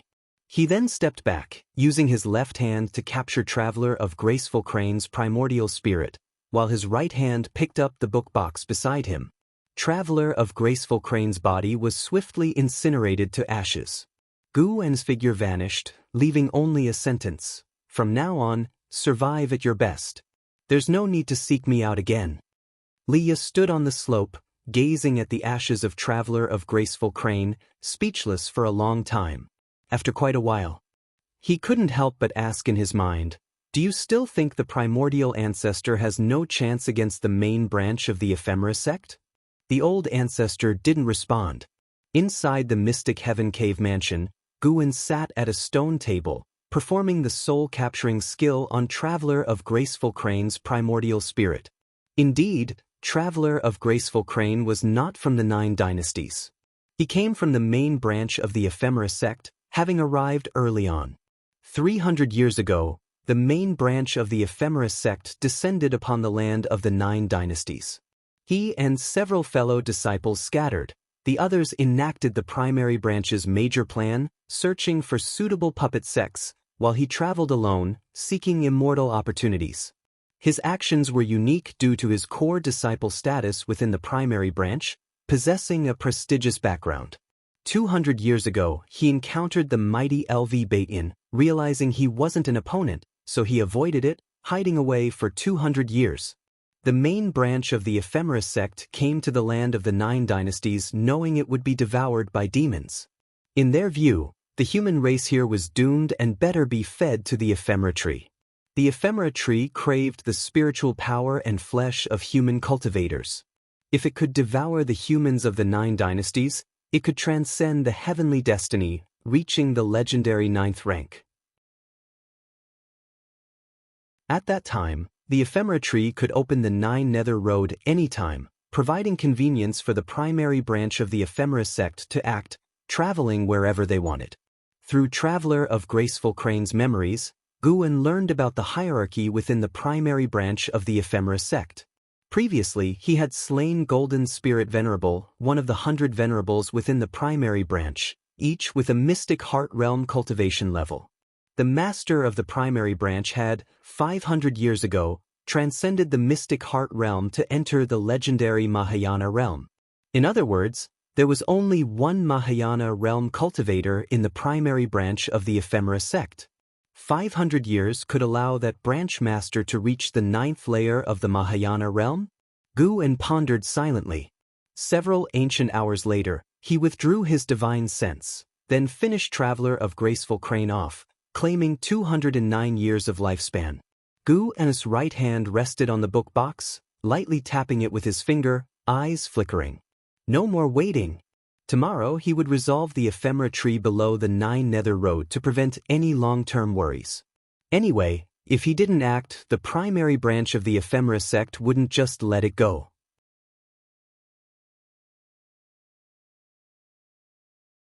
Chapter 118 Sword Venerable Fudao Strikes. Wuxian Wasteland. At dawn.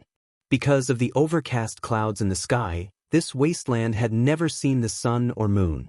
On top of a broken cliff, dozens of cultivators gathered, including Ji Hantian, the vice sect leader of the supreme sect.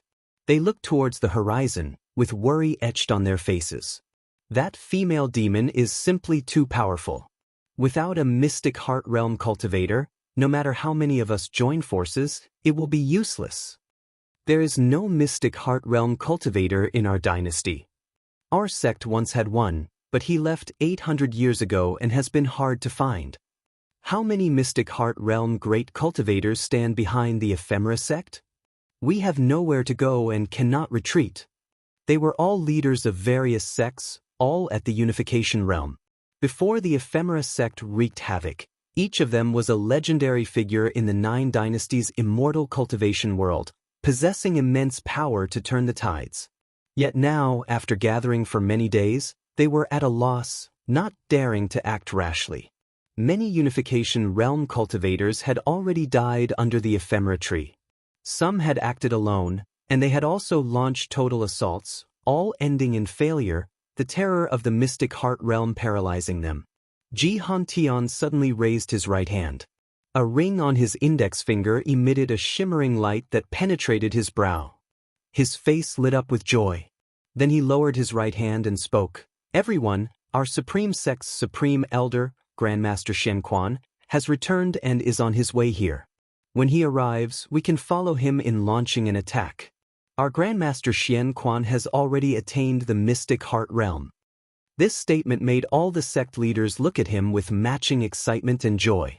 For a moment, the praises for the supreme sect rose one after another, making Ji Hantian stand up proudly.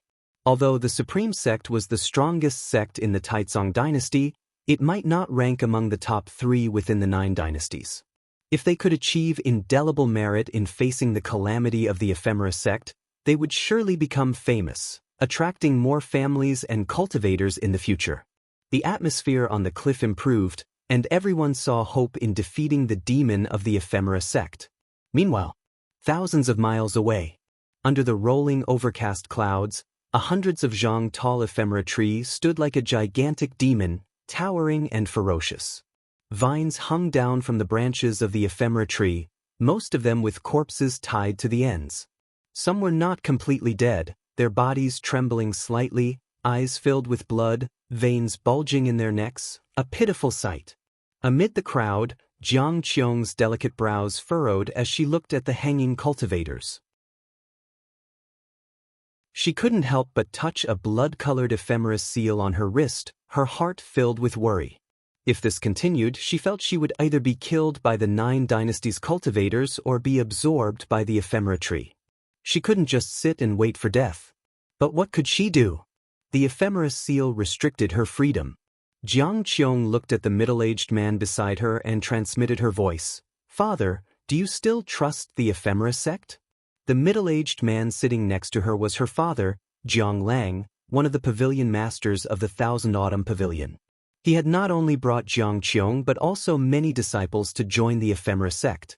Jiang Lang's face was sullen, and he didn't answer. How could he not know he had been played, but what could he do now? There were countless corpses of Unification Realm and Void Crossing Realm cultivators hanging from the ephemera tree. With his abilities, how could he escape? He turned to look in another direction, where 4 cultivators sat on the outskirts of the ephemera sect's million followers, their auras so oppressive that no one dared to act recklessly. At present, only those closely connected to the ephemera sect's higher-ups or trusted individuals could leave. Jiang Lang was neither. He belonged to sect hierarch Zhong Liang. He should have enjoyed authority, but with Zhong Liang's fall, his followers were scattered and imprisoned. Even if accepted, they weren't trusted. Seeing her father's expression, Jiang Qiong knew she couldn't count on him. Indeed, from the beginning, the only person she could rely on was herself. Jiang Qiong looked back at the ephemera tree, her gaze becoming resolute. She absolutely couldn't fall here. Just as this thought surfaced, a burst of light illuminated her face, making her eyes widen. Not just her, but everyone was illuminated. The rolling clouds above the ephemera tree suddenly dissipated, revealing a nearly 1,000-mile-wide opening, with sunlight and scattered snowflakes falling through. The black-clad woman sitting on the array platform looked up, her eyes flashing sharply through her mask. Not just her, but the 4 great cultivators at the edges of the million-strong ephemera sect also looked up. Under the sunlight, the ephemera tree began to tremble, seemingly disliking the sunlight. "Who are you who dares to reveal yourself?" The black-clad woman stood up and shouted loudly, her cold voice echoing through the heavens and earth. A figure appeared out of nowhere high above the ephemera tree. It was Guwen, performing the 9 extremes yin-yang body. Guwen looked down at everyone below, catching sight of Jiang Qiong. From high above, the millions of followers of the ephemera sect looked like prisoners, sitting on the ground, with some cultivators standing on the outskirts, clearly there to guard the seated followers. Trusting the ephemera sect led to such a result. It truly was tragic. Guwen swiftly cast lifespan detection on one after another. A 2nd layer Mystic Heart Realm, and 4 9th layer Unification Realm. The ephemera tree beneath him had the same limited lifespan as the previous ephemera tree he had seen, and it was only a bit over 500 years old. To grow so quickly, how many people had it consumed? Guwen raised his right hand, conjuring a cyan sword shadow in his palm. "Bold!" The black-clad woman shouted angrily, killing intent flashing through her eyes as she appeared beside Guwen in one step, a blood-red sword in her hand, slashing at Guwen. The sword strike seemed to unleash thousands of evil ghosts towards Guwen, blood light covering the entire sky in an instant. But it was only for an instant. Boom! The black-clad woman was sent flying, crashing through the ground after passing over the heads of 1,000,000 followers, her life or death unknown. This scene shocked everyone. How could it be? Everyone cried out in their hearts. During this time, the black-clad woman had fully demonstrated her immense power, appearing nearly invincible. No matter how strong or renowned the attacking cultivators were, they were easily suppressed by her. Such a powerful being had no way to resist in front of this person? Guwen raised his left hand, and his index finger shot out a radiant beam, piercing through the swirling dust towards where the woman had fallen. An alert appeared in front of Guwen. "You successfully seized 47 years of Night Cultivator Fairies, 2nd layer Mystic Heart Realm, lifespan." Not bad. Guwen's left hand reached out again, capturing the mystic heart of the night cultivator fairy from afar. The mystic heart scattered the rolling dust, fell into his hand, and then he stored it in his storage bag. The 4 ninth-layer unification realm great cultivators guarding the edges of the million ephemera sect followers saw the situation was dire and immediately fled in different directions. Guan raised his hand, pointing 4 times. Breaking path divine light. 4 radiant beams shot out like falling stars. The gazes and divine senses of the million followers couldn't capture their trajectories, but everyone felt those 4 were doomed. The world fell into silence. The 1000 Autumn Pavilion has such a figure, Jiang Lang murmured. He was still in shock. Jiang Qiong was equally frightened. She was secretly glad she hadn't caused trouble in the 1000 Autumn Pavilion earlier. Sequential alerts appeared before Guan.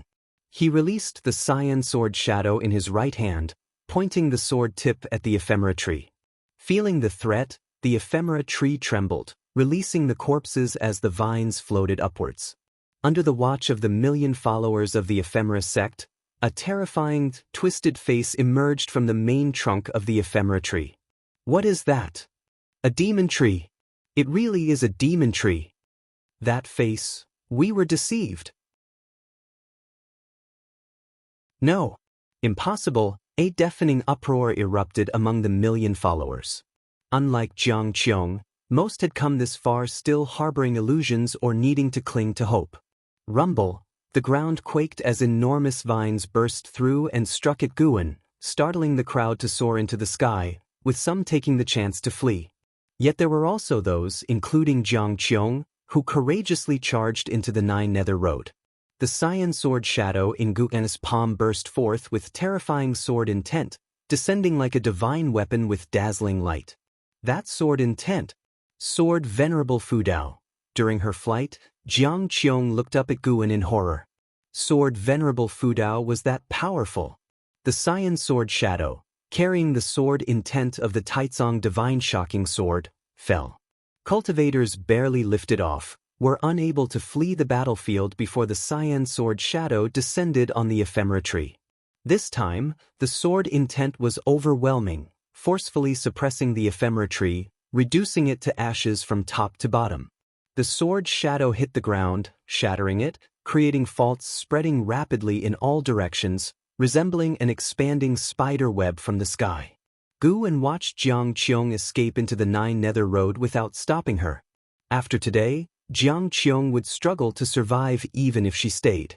He sensed dozens of unification realm auras rapidly approaching from a distance and immediately vanished.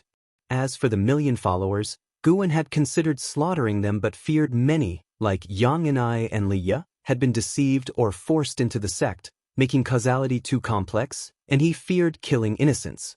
Wanton slaughter would be no different from the ephemera sect. He didn't want to be seen as a great demon and later besieged by all. Yet, even so, his earlier sword had still killed many cultivators. That was not Guan's concern. Everyone must bear the consequences of their choices. Not killing them all was his way of exercising benevolence. Alert after alert appeared madly before Guan, who vanished from the spot. The ground continued to crack, dust rolling into the sky, billowing and vast. Ji Hantian and the others rushed in from afar. The wind mixed with dust blew in their faces, and their divine senses had already detected the destruction of the ephemera tree. Haha, our supreme sect's sword Venerable Fudao has taken action. Ji Hantian couldn't help but laugh loudly, boasting of sword Venerable Fudao's strength. Another supreme sect's cultivator? The sect leaders were moved. The previous sword intent had frightened them, making them feel it was impossible to reach such a height in a lifetime of cultivation. After the ephemera sect's destruction, they had to reassess the F.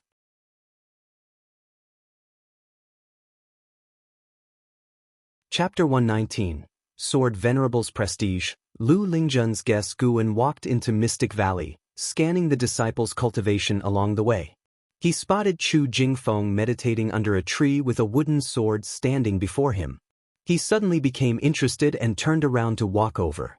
"Brother Chu, what are you doing?" Guan asked curiously. Chu Jingfeng opened his eyes and replied, "I'm contemplating my swordsmanship, trying to create a new sword technique. Creating a sword technique? That's amazing. Why are you using a wooden sword? If you need a real sword, you can ask me. Gu Wen praised him and then took out a treasure sword from his storage bag. Chu Jingfeng's storage bag had long been confiscated, and the spirit stones he earned doing odd jobs were kept in his house.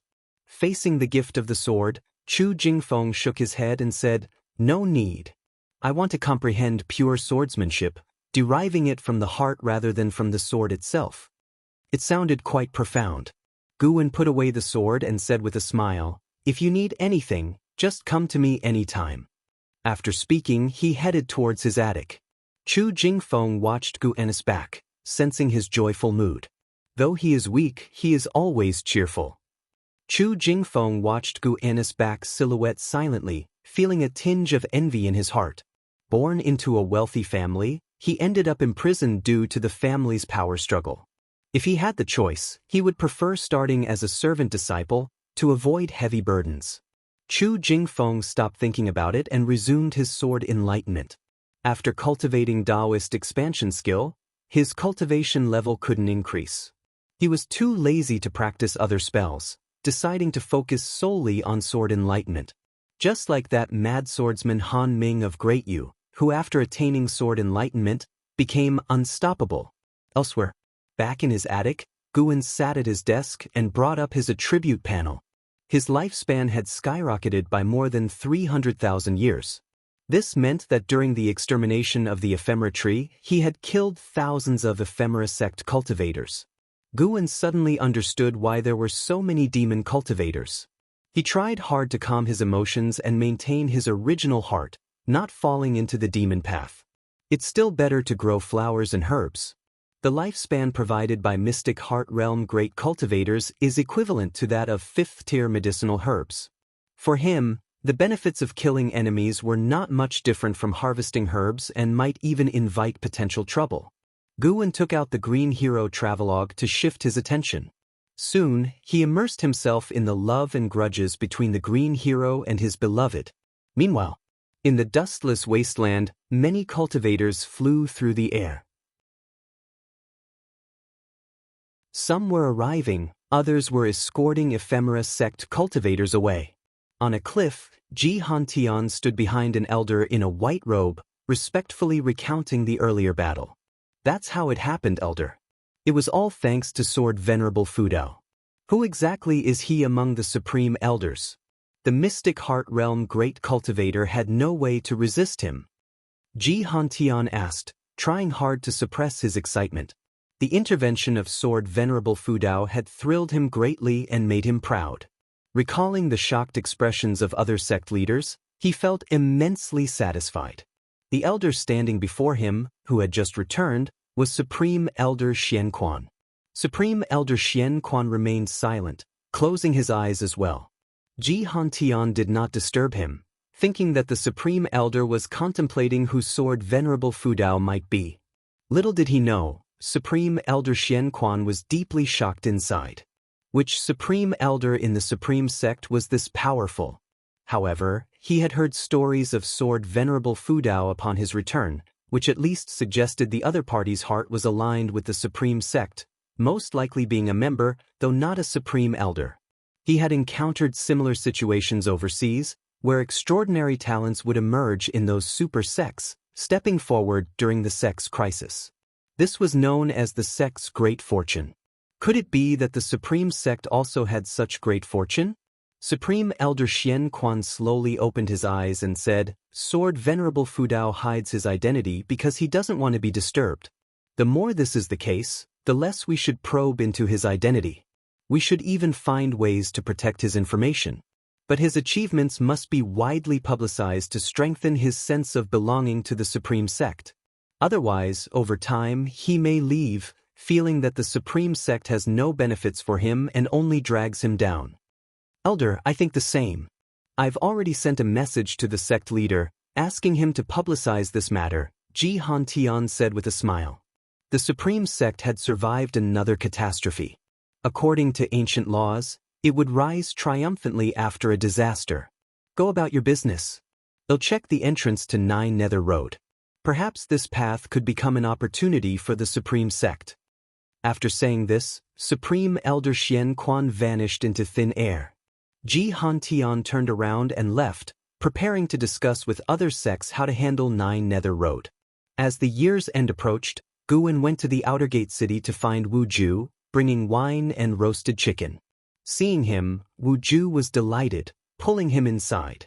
After closing the door, Wu Ju excitedly said, "Brother Gu, why are you here?" This was the first time anyone had voluntarily visited him. How could he not be happy? "Just to see you, fearing you might be bored." Guwen replied with a smile, though he truly wanted to see if Wu Ju had had any further enlightenment. Unfortunately, he had not. Guwen wished to witness Wu Ju's continuous enlightenment, surpassing the Supreme Sect's geniuses. For him, enlightenment was optional.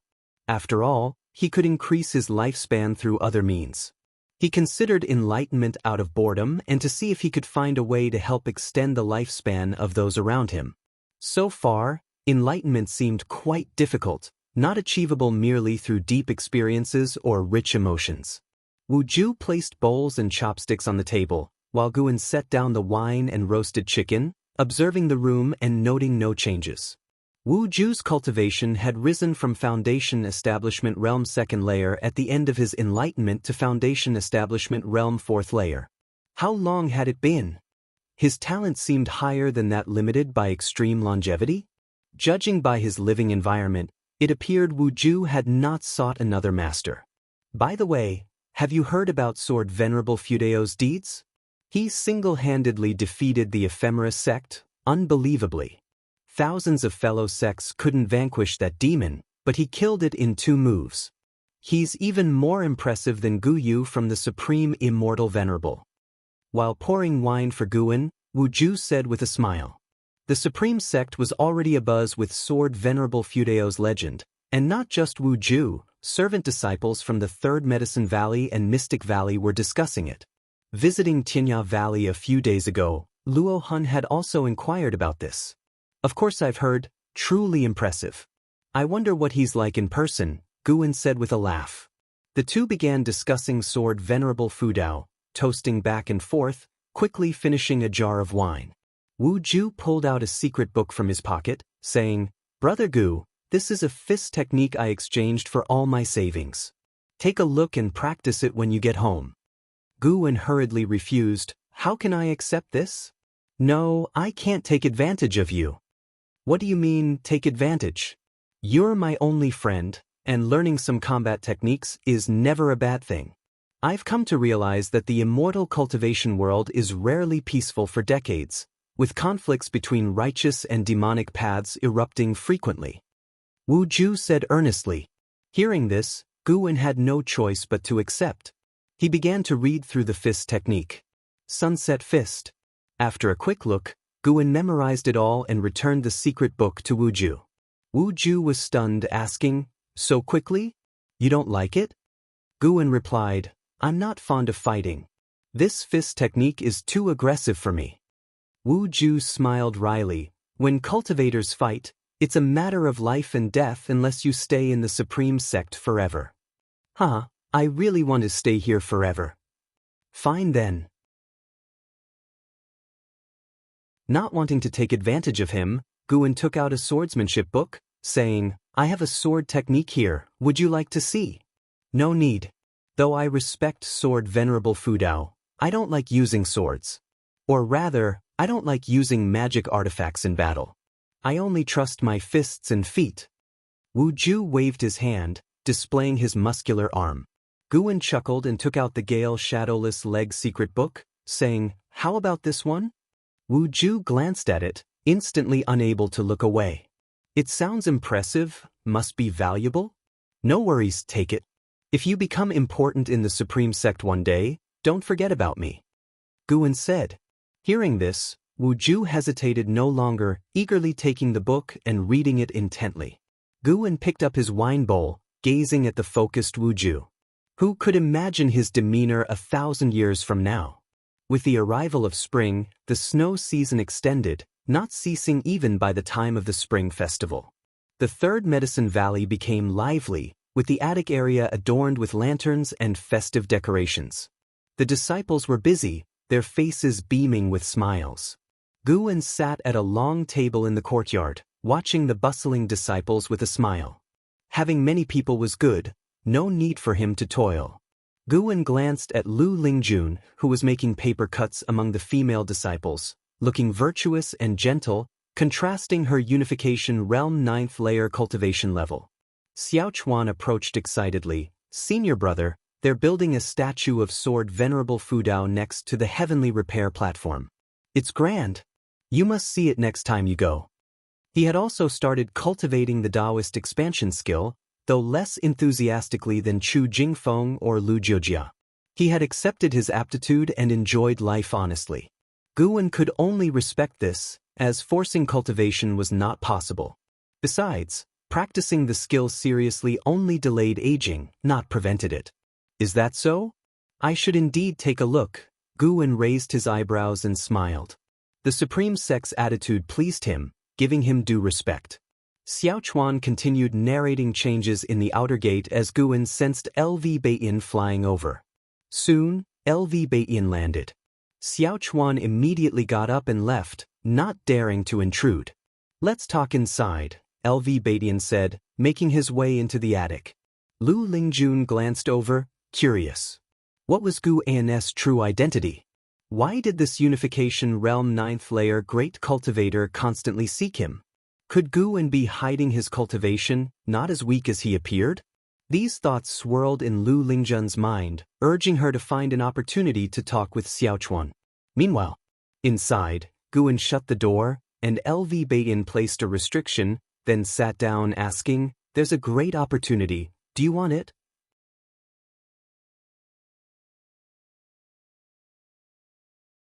Chapter 120 Sword Intent shocks the sect. No. Guwen refused outright, thinking, how could the Supreme Sect have any opportunities after just experiencing a calamity? LV Beiyin was stunned for a moment, not expecting such a blunt refusal. Instantly annoyed, he said, "You brat, I haven't even told you what the opportunity is." Guwen sat down and said, "I won't be the sect leader, I won't write books, and I won't entertain disturbances from the holy sons or holy daughters anymore." LV Beiyin laughed in anger after hearing that. "In your eyes, am I that kind of person? I just don't want trouble, did I wrong you? If so, I apologize." Guwen said seriously.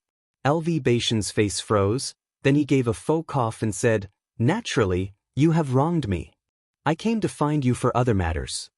"What matters?" "You must have heard of the 9 Nether Road. It has now been sealed off by the 9 dynasties working together, with each sect sending cultivators to guard it. Even the main lineage of the Ephemera sect would find it hard to shake. Now, the sects of the 9 dynasties are leading disciples to train on the 9 Nether Road, where demons roam freely. You can kill demons and seize treasures. Moreover, the spiritual energy is rich, making it suitable for cultivation. LV Beiyin spoke slowly, which indeed surprised Guwen. He hadn't expected the 9 Nether Road to be turned into a training ground like a secret realm. Guwen asked, "Isn't the 9 Nether Road supposed to be dangerous?" "It is dangerous, so great cultivators will lead the disciples for training. I want to give you a spot so that when you enter the 9 Nether Road, someone will protect your life. You can cultivate, kill demons, or search for treasures. No matter what you do, someone will have your back. Isn't that a great opportunity? Furthermore, the Supreme Sect plans to build a city inside the 9 Nether Road for disciples to rest and cultivate." LV Beiyin spoke passionately, full of ambition. He believed that if he developed the 9 Nether Road well, the Supreme Sect would soar to new heights, possibly entering its most prosperous period ever, and his status in the sect's history would rise accordingly.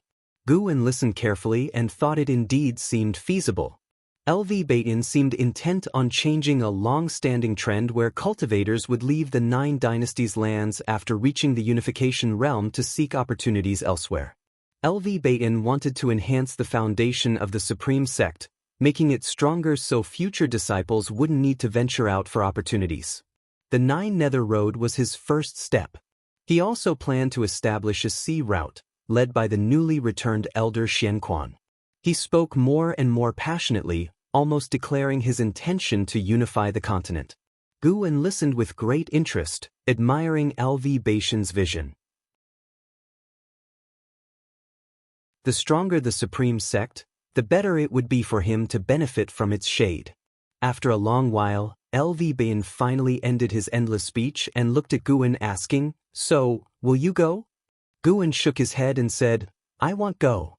I need to stay and look after the Medicine Valley. Someone else can look after it as well. No, I can't relax. Honestly, I'm scared. I always feel the Nine Nether Road is very dangerous, and my combat ability is weak. I won't go. How about this, I give my spot to someone else, is that okay? You don't want to go, yet you want to give away your spot? I have contributed to the Supreme Sect too. This huge Medicine Valley, I didn't embezzle anything. Shouldn't you reward me?" Looking at Guwen's righteous look, LV Baidin shook his head and smiled. After thinking about it, he still agreed to Guwen's request. Giving the spot to someone close to Guwen would still increase Guwen's sense of belonging to the Supreme Sect. LV Baidin didn't believe he couldn't hand off the sect leader position. He was determined to give it to Guwen. In the long run, Guwen would eventually accept it. Thinking of this, LV Baidin smiled, filled with anticipation. How do you think the Supreme Sect can become the #1 sect of the 9 dynasties? LV Baidin suddenly asked, wanting to test Guwen while guiding him toward the mindset of a sect leader. Guwen answered directly, "Using force won't work, it easily accumulates hatred. We can use cultural infiltration. Just like the previous Outer Sect conference, the Supreme Sect could host various conferences in the future, such as formation, alchemy, sword competition, talisman crafting, etc. We should strive to make the Supreme Sect hold grand events that attract the attention of the 9 dynasties every few years. The initial investment might be huge, but once people get used to it, they will gradually recognize the Supreme Sect as the orthodox sect. Imagine if you just stepped onto the path of the sword cultivator and heard that the Supreme Sect's sword competition was a must-attend event, an opportunity to make a name for oneself. You would subconsciously think that the Supreme Sect holds a high position in the Sword Dao. When people frequently mention the Supreme Sect, or when the Supreme Sect becomes the most frequently mentioned sect by the populace, the Supreme Sect won't be far from becoming the greatest sect. Of course, the sect's own strength is the most important. Guwen spoke eloquently. After hearing LV Baishan's long talk, he decided to pontificate. LV Baishan soon became absorbed in listening, and seeing him paying close attention, Guwen became even more enthusiastic, discussing the details. It couldn't just be competitions of strength, it would be best to have other competitions of skills. These events could be held in different outer sect and inner sect cities, driving the economic development of these cities. He even proposed establishing various societies among the disciples, such as the Elixir Society and Swordsman Society, to facilitate disciple exchanges and allow disciples with leadership skills to hone their abilities. LV Bain was astonished. This boy writing Investiture of the Gods wasn't a coincidence. He truly had great talent inside. After Guwen finished speaking, LV Bain drank a bowl of tea in one go, feeling invigorated. LV Bain looked at him intently and said, "And you say you're not fit to be the sect leader?" Guwen waved and said, "I don't have the qualifications to be the sect leader. I don't have an illustrious background, nor do I have the courage or boldness to implement grand plans. At most, I can offer some advice. Execution is the hardest part.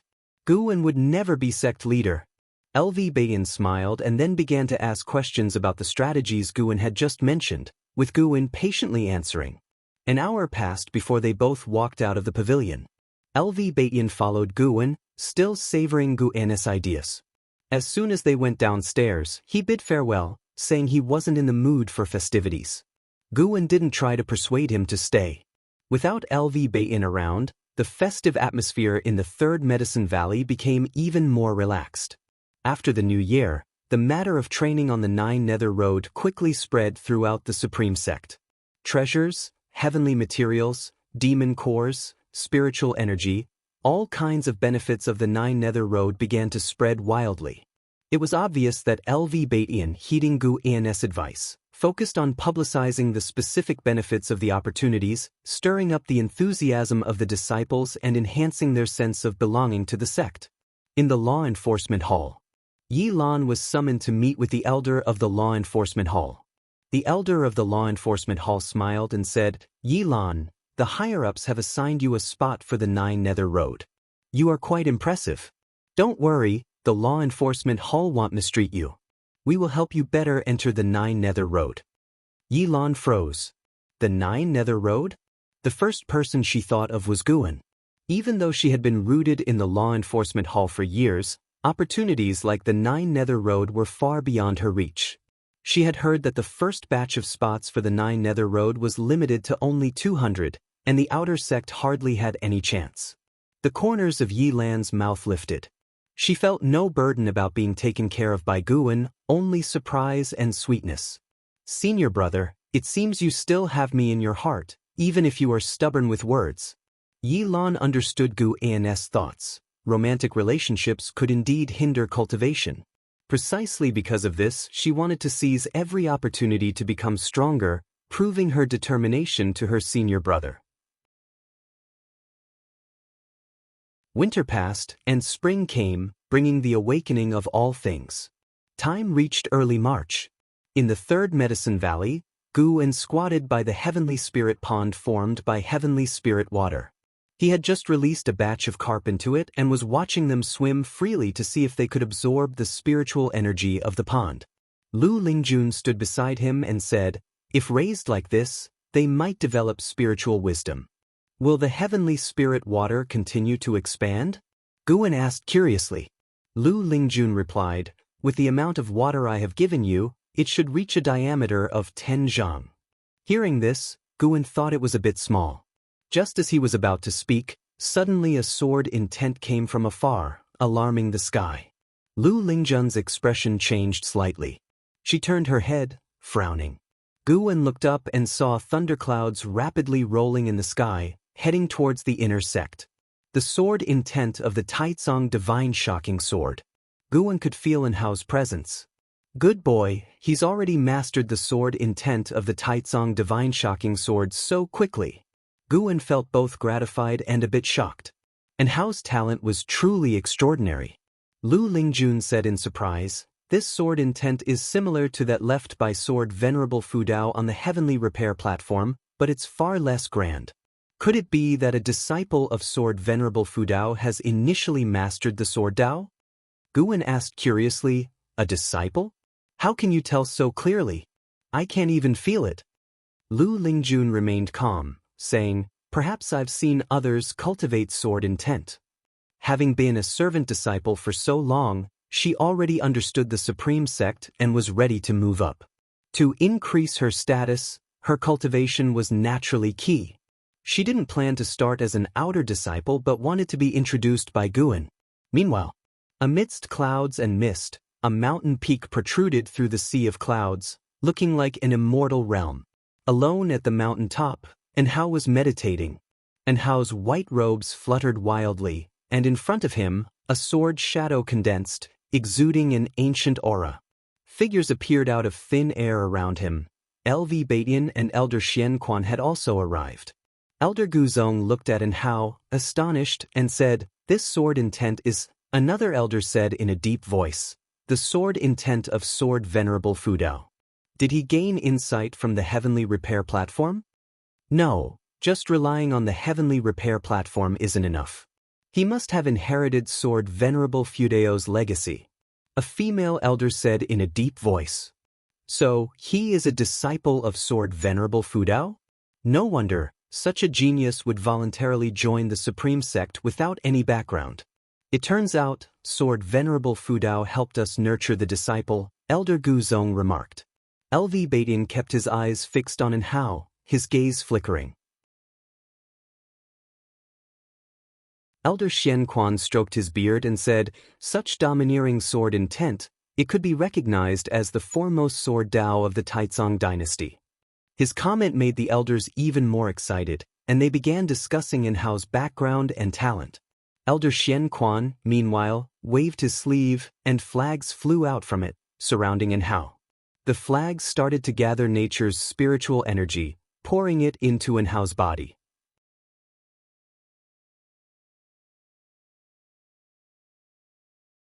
Chapter 121. The Battle of the Worlds #1. Anhao's Taicang Divine shocking sword intent shook the entire supreme sect, causing countless disciples to discuss it fervently. The sword intent lingered for several hours before it dissipated. In the following days, various rumors emerged. The only certainty was that the pressure came from a sword intent, which led to an increasing number of sword cultivators gathering at the heavenly repair platform. Gu An's days had been quite peaceful. He moved between the 3 medicine valleys, occasionally visiting the mystic Heaven Cave mansion at night, and spent the rest of the time enjoying life. In the blink of an eye, half a year had passed. Gu An turned 62 years old.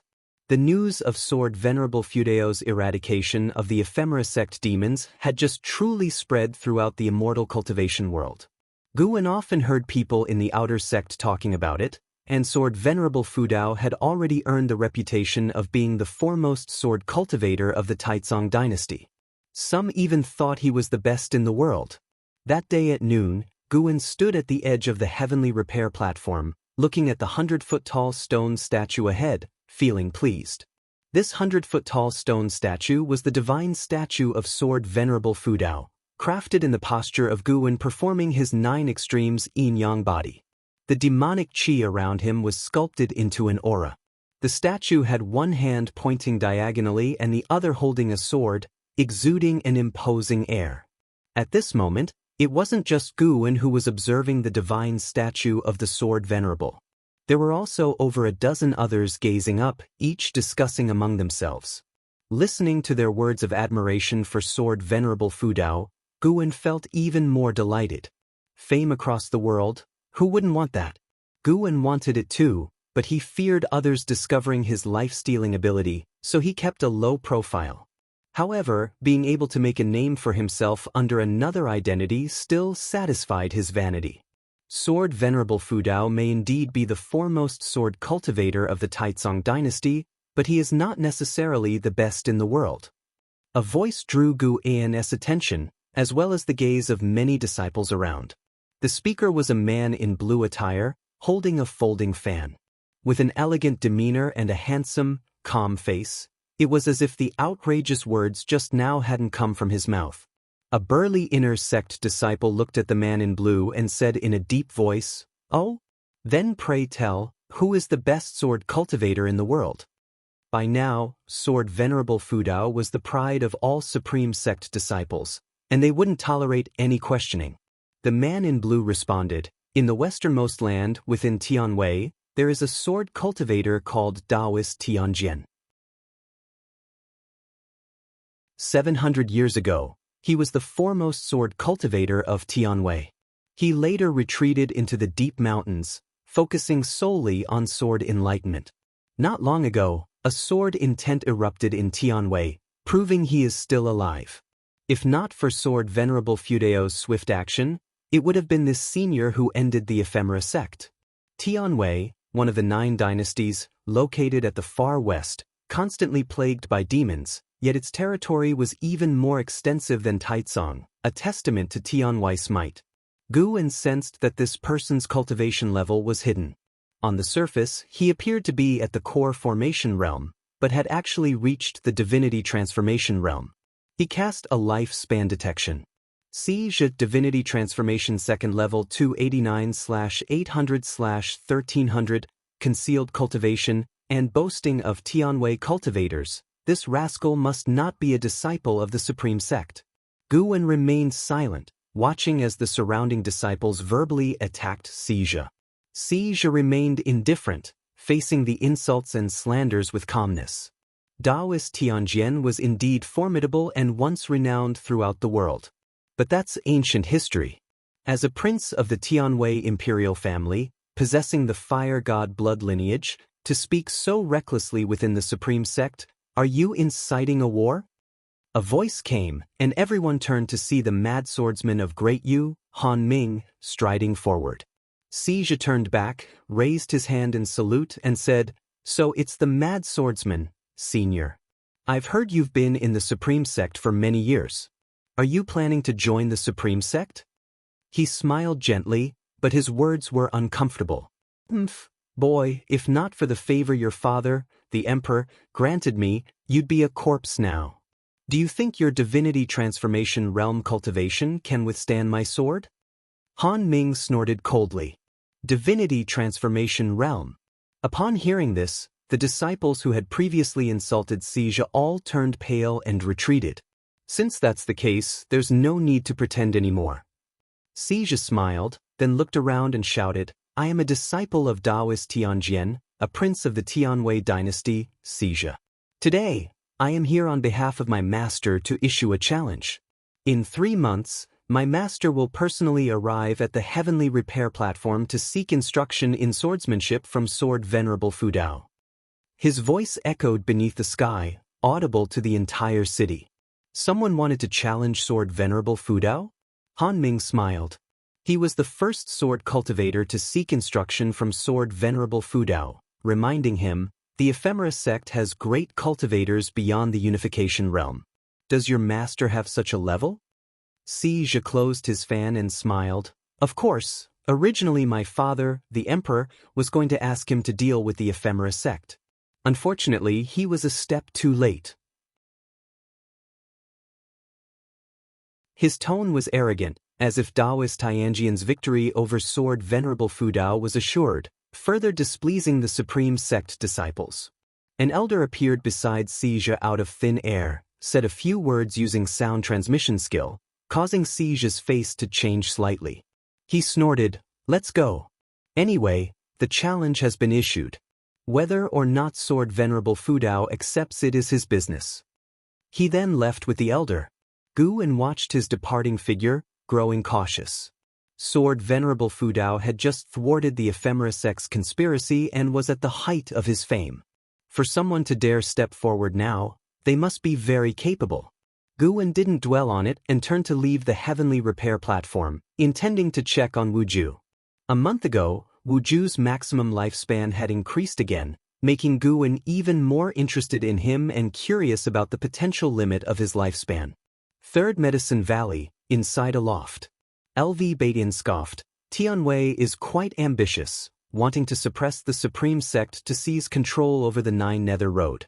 Though strong, Daoist Tianjian is courting death by coming to the Supreme Sect." A month had passed since Xianxia issued his challenge, and the upcoming duel had spread throughout the Taicang Immortal cultivation world. Cultivators from various sects and regions were flocking to watch. LV Baidian seized the opportunity to promote the Golden List in various cities. The so-called Golden List was a ranking of the world's most talented individuals under the age of 500, encompassing the 9 dynasties. It caused quite a stir. Guwen worriedly asked, "Will there be internal strife among the sects of the 9 dynasties?"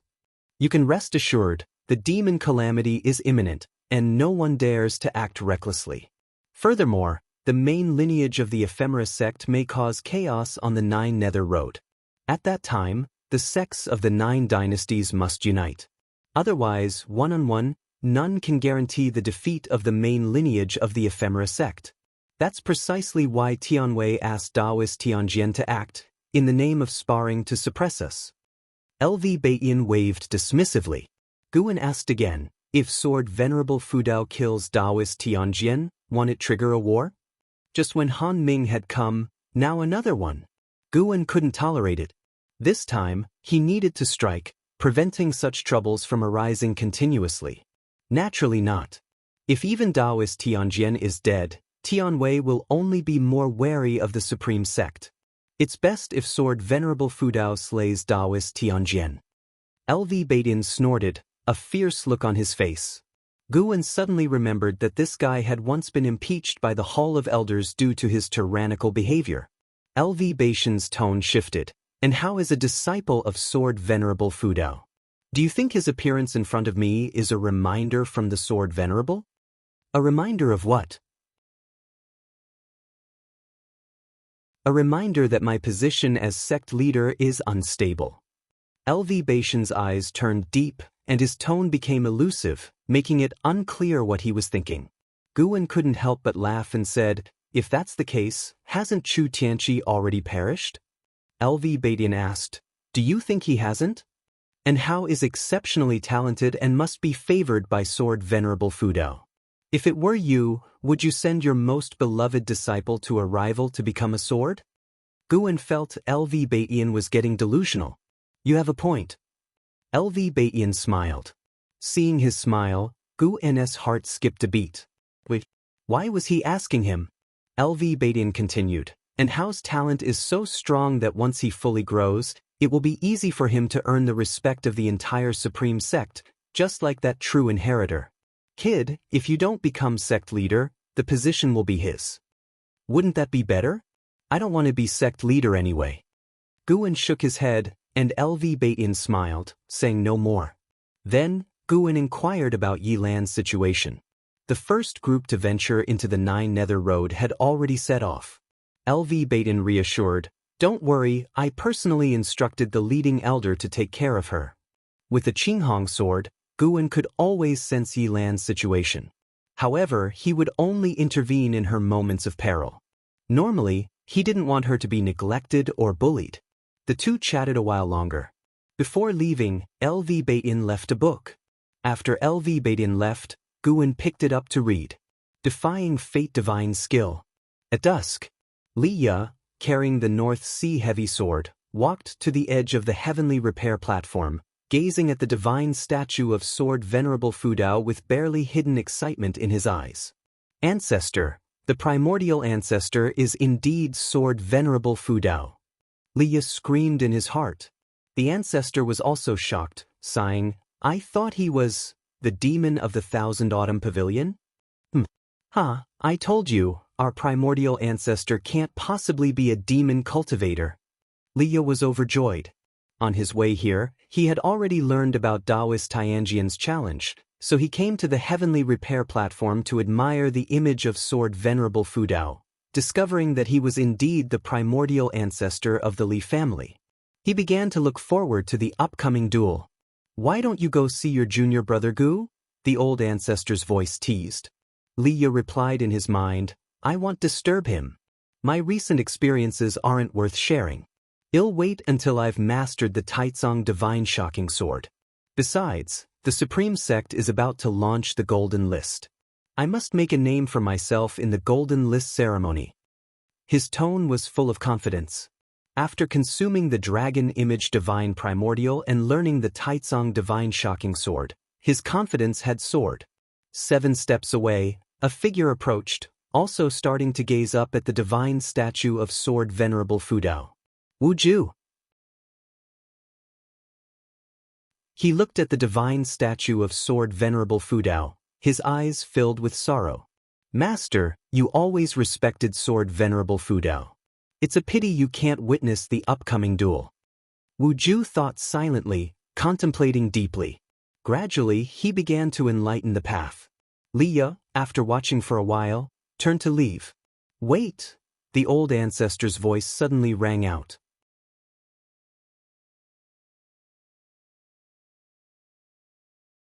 Chapter 122 The Real Taicang Divine Shocking Sword, What's Wrong? Li Ya asked in his mind, puzzled. He couldn't wait to return to the inner sect's cave, to cultivate properly and then become famous throughout the world. The voice of the ancestor rang out, "Look at the person next to you, he's actually gaining enlightenment." His tone was heavy, even carrying a hint of shock. Gaining enlightenment? Li Ya was confused, unable to stop himself from turning his head to look. His gaze quickly fell on Wu Ju. Wu Ju appeared very out of it, starkly different from the energetic disciples of the Supreme Sect around him. Was he gaining enlightenment? What kind of enlightenment? Thinking about a cultivation technique? Li Ya asked in his heart. The ancestor replied, "Gaining enlightenment is a special state, something one can encounter but not seek. During the process of gaining enlightenment, one can feel the heaven and earth true meaning, which leads to a transformation in both comprehension and physical aptitude. Those who can gain enlightenment, even if only once, can defy fate and rewrite their destiny. Even I have never gained enlightenment." I have only seen a friend of mine who had. If he were still alive, he would undoubtedly be one of the top experts in the 9 dynasties of the immortal cultivation world. So amazing? Liya examined Wuju carefully but couldn't see how Wuju was different. He looked quite ordinary, even less impressive than his junior brother Gu. At least his junior brother Gu was handsome and easily likable. The Supreme Sect truly hides dragons and crouching tigers. Not to mention LV Xian and Ji Xiaoyu, the cultivation speed of An Hao is unprecedented in history. Anyway, I've never heard of such a prodigious talent before. Now you encounter someone gaining enlightenment. The younger they are when they gain enlightenment, the greater their potential. This boy looks about your age. In the future, he will probably soar to great heights. The fortune of the Supreme Sect is unstoppable.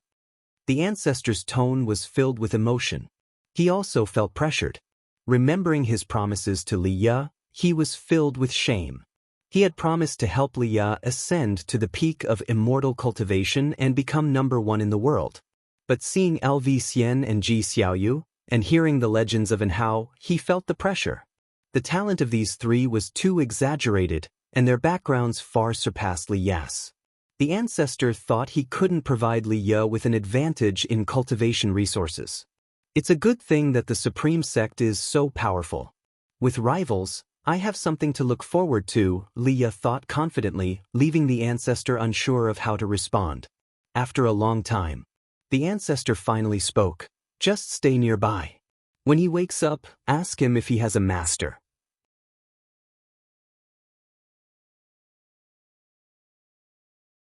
Hearing Gu N's question, Wuju shook his head. It's fine just like this. He didn't trust others, especially since there had been internal strife in the Supreme Sect before. The former sect leader even conducted a blood sacrifice on his disciples, making him wary of the Supreme Sect. Guwen took a storage bag from his waist and handed it to him. Wuju was suspicious, took the storage bag, and probed inside with his divine sense. His face turned pale, quickly pushing it back, saying, "Brother Gu, I can't accept this. How do you have so many?" He had always thought Guwen was an ordinary, lowly disciple like him but didn't expect Guwen to have so many elixirs. Guwen smiled. "I am the Valley Master of Medicine Valley. These are elixirs I have refined. Just accept them. I'm not too eager to become strong. I fear fighting the most. Growing flowers and plants is my joy, so the elixirs suit you better. When you become strong, you must protect me." "But this is too much," Wuju hesitated. "You said I'm your only friend. Just accept it. If you feel bad, consider me your elder brother. An elder brother is like a father. As your teacher, I will take good care of you. I have plenty of elixirs." Guwen made funny faces, making Wuju smile and glare at him. "I'm 2 years older than you. I should be the elder brother." "Forget it. Your temperament is not as mature as mine."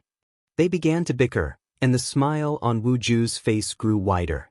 In the end, Wuju accepted the storage bag, secretly vowing to never let anyone bully Guwen in the future. They continued drinking. After 30 minutes, a loud voice echoed through the outer gate city. "I, Daoist Tianjian, have come to challenge the sword of sword venerable Fudao of the Supreme Sect." As the voice fell, a vast, majestic sword intent enveloped the entire outer gate city. Wuju's expression changed immediately, turning to look. Guwen had already sensed Daoist Tianjian's presence, so he remained unmoved. Daoist Tianjian was indeed very strong, even slightly stronger than the Night Cultivator Fairy of the Ephemera sect. He was estimated to have the cultivation level of the 4th or 5th layer of the Mystic Heart Realm. Reaching the Mystic Heart Realm, a small realm gap was difficult to surpass. No wonder Daoist Tianjian dared to come. Guwen stood up, saying, "I just remembered I have something to do at the Elixir Hall. I need to quickly get it done so I can watch the battle between Sword Venerable Fudao and Daoist Tianjian. I'll come find you afterward." With that he hurriedly left. Wuju didn't have time to stop him. After going downstairs, Wuju leaned out the window and shouted, "Hurry up!" Guwen waved without turning back and quickly disappeared around the street corner. Daoist Tianjian has come. The outer gate city stirred, with more and more cultivators flying out, searching for Daoist Tianjian's figure in the sky. At this moment, a 10-zhang tall sword, gleaming with white light, descended from the sky and hovered above the south city gate. Atop the sword's hilt stood an elder with the demeanor of an immortal, his hair white, garbed in white robes, with no sword or magic artifact in hand, his arms crossed behind him. He closed his eyes and began waiting. The news spread quickly, and disciples from all directions in Outer Gate City hurried over. LV Beiyin brought an Hao to the heavenly repair platform. Soon after, Xian Quan, Gu Zong, and other high-ranking members of the Supreme Sect appeared one by one. And Hao gazed curiously at Daoist Tianjian's figure. He now knew that his master was the sword Venerable Fudao of the Supreme Sect. He came specifically to watch the fight, believing his master to be invincible, so he wasn't worried about his master losing. He just wanted to see how Daoist Tianjian would lose. Xian Quan stroked his beard, feeling emotional. Such profound sword intent and deep Dao level, as formidable as ever after 1,000 years. He and Daoist Tianjian were cultivators from the same era, having witnessed Daoist Tianjian's prowess, so he didn't underestimate him. The figures on the heavenly repair platform rapidly multiplied, and the vast platform quickly became crowded. Liya also arrived, standing on a rooftop, observing Daoist Tianjian from afar. Daoist Tianjian's aura was too overwhelming, giving people the feeling of facing an immortal descending to the mortal world, far surpassing the traveler of graceful crane. This made Liya somewhat nervous. This old guy is something else, Liya remarked in his heart. Indeed, he might be above the unification level. Daring to show up at this critical moment indicates his strong confidence, stronger than I was in my previous life, the ancestor said gravely. Stronger than you again? Liya really wanted to retort but held back. The ancestor could hear his thoughts, causing an awkward silence between them as they waited for sword Venerable Fudao to appear. Prince Xizha from Tianwei ascended the heavenly repair platform, smiling. Everyone, watch closely. Witness the first sword of Tianwei. See what it means to be the sword immortal of mortal world. Hearing his words, the disciples of the Supreme Sect were displeased, but the presence of Daoist Tianjian was too strong. Under his watchful eyes, they didn't dare speak boldly. Time passed. Shenzhen also came. She stood on a rooftop, taking out a pen and paper, eyes filled with anticipation as she looked at Daoist Tianjian. Meanwhile, Guwen had already moved to a forest. Sitting under a tree, he pondered how to defeat Daoist Tianjian. Rarely taking action, it had to be a grand display under so many eyes. Guwen looked at the leaf in his hand, then suddenly threw it to the ground, muttering, "Never mind, just let them witness the real Taicang Divine shocking sword."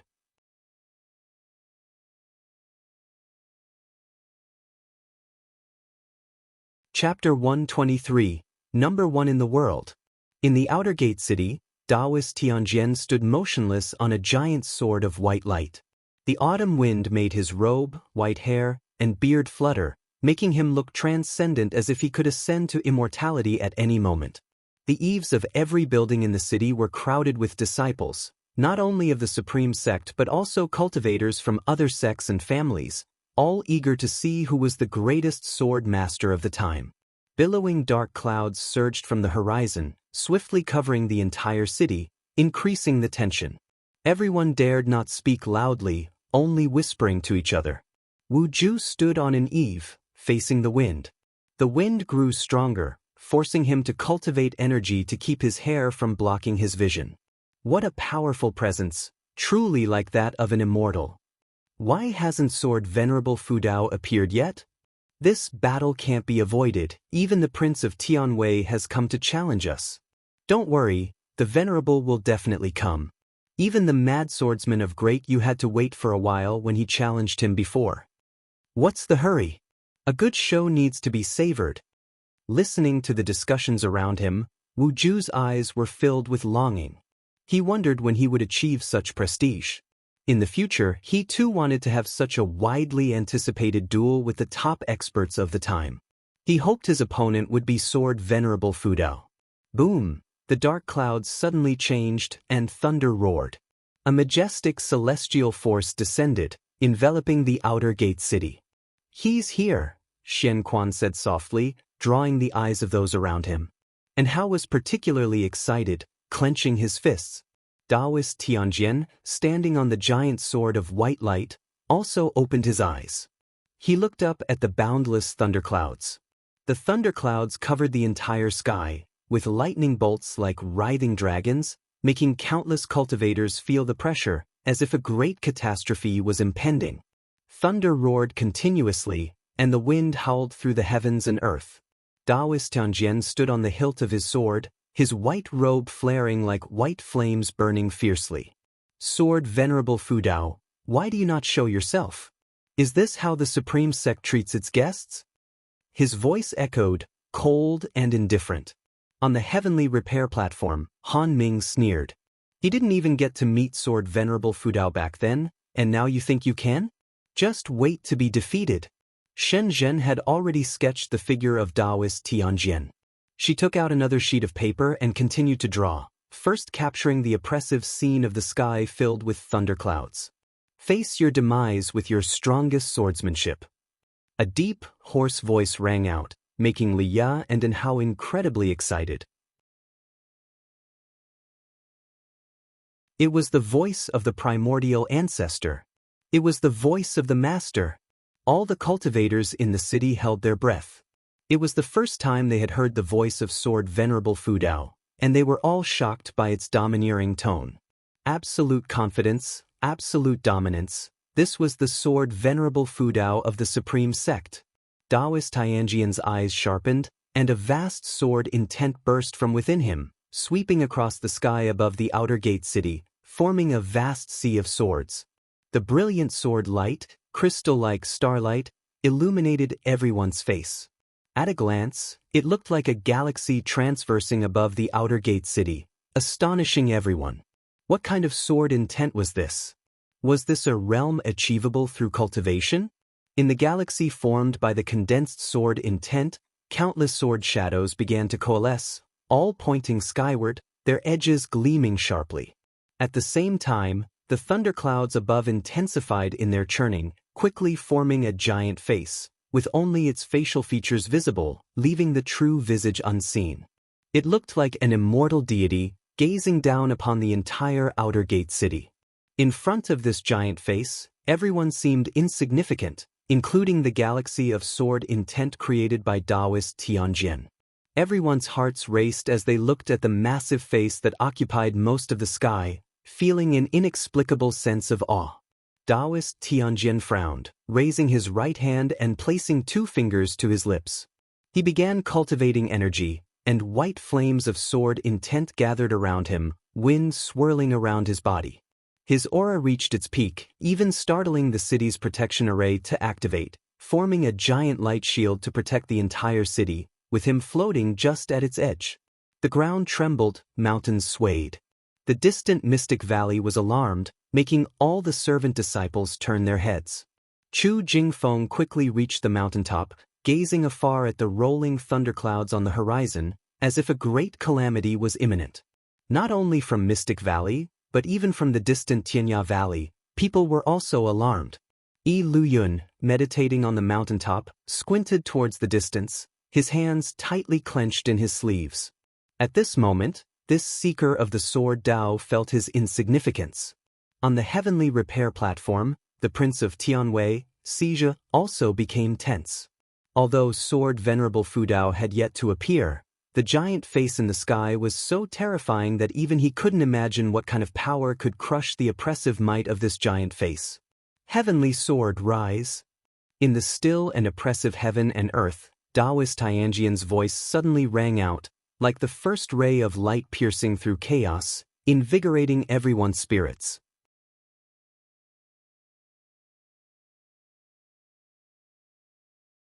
Li Ya stood on the eaves, dumbstruck by what he saw. Shen Zhen quickly regained her composure and swiftly sketched the scene of Daoist Tianjian's dreadful defeat. The wind howled as Daoist Tianjian fell backward. His mystic heart was shattered, and his primordial spirit was continuously breaking apart. It was hopeless and he couldn't even speak anymore. Yet, his face showed a satisfied smile. The #1 sword in the world. I have witnessed it. Daoist Tianjian's eyelids grew heavier. His gaze remained fixed on the giant face in the sky. Even when he closed his eyes, the corners of his mouth lifted into a smile. With a thud, Daoist Tianjian's body fell in front of the South City Gate, stirring up a cloud of dust. The overwhelming oppressive force covering the entire world dissipated, and the giant face formed of thunderclouds in the sky vanished as well. Boom! The entire city shook. The sounds of uproar and exclamations erupted like thunder from a clear sky. Everyone became excited, the cheers, shouts, and exclamations merging into a deafening roar. My heavens! It ended with one strike? Haha, I told you, Sword Venerable Fudao couldn't be defeated. The gap is too vast. Actually, Daoist Tianjian is really strong. Before Sword Venerable Fudao acted, I really thought he was the #1 in the world. Yes, that vast sword intent even made my sword want to unsheathe. Listening to the voices from every direction, Wu Ju also felt excited. It was a pity Guan wasn't around. He wouldn't be able to express his emotions alone. Just then he saw Guan leap up from the street, hurrying toward him. Seeing this, Wu Ju's face immediately broke into an excited smile. My heavens, did you see that just now? It was incredible! Guan hurried to Wu Ju, excitedly exclaiming. Wu Ju responded enthusiastically, I saw it. I saw it. He grabbed Guan, starting to exclaim in awe, just as excited as the others in the city. On the heavenly repair platform, LV Baitin looked at Gu Zong and instructed, increase the publicity for the Golden List Assembly. The top rank can get the Supreme Sect's secret manual of divine skills. Gu Zong nodded, unable to suppress the smile on his face. LV Bin then turned to another elder, saying, initiate the plan for the world's first sword society, start spreading the word. The top 10 in the world can observe Sword Venerable Fudao's sword intent and obtain his sword Dao legacy. The elder nodded but suddenly thought of something, hesitating to speak. There were too many people around. Some things couldn't be asked directly. The entire outer gate city was even more bustling than during the New Year, or rather, the city had never been this lively before. Stroking his beard, Xian Quan gazed out and sighed, the Supreme Sect is destined to rise. And Hao closed his eyes, carefully savoring Sword Venerable Fudao's earlier strike. Mysteriously, he seemed to grasp something, falling into deep contemplation. As if sensing something, Xian Quan suddenly turned to look at An Hao, as did everyone else. When they saw An Hao's state, they were all moved. This boy.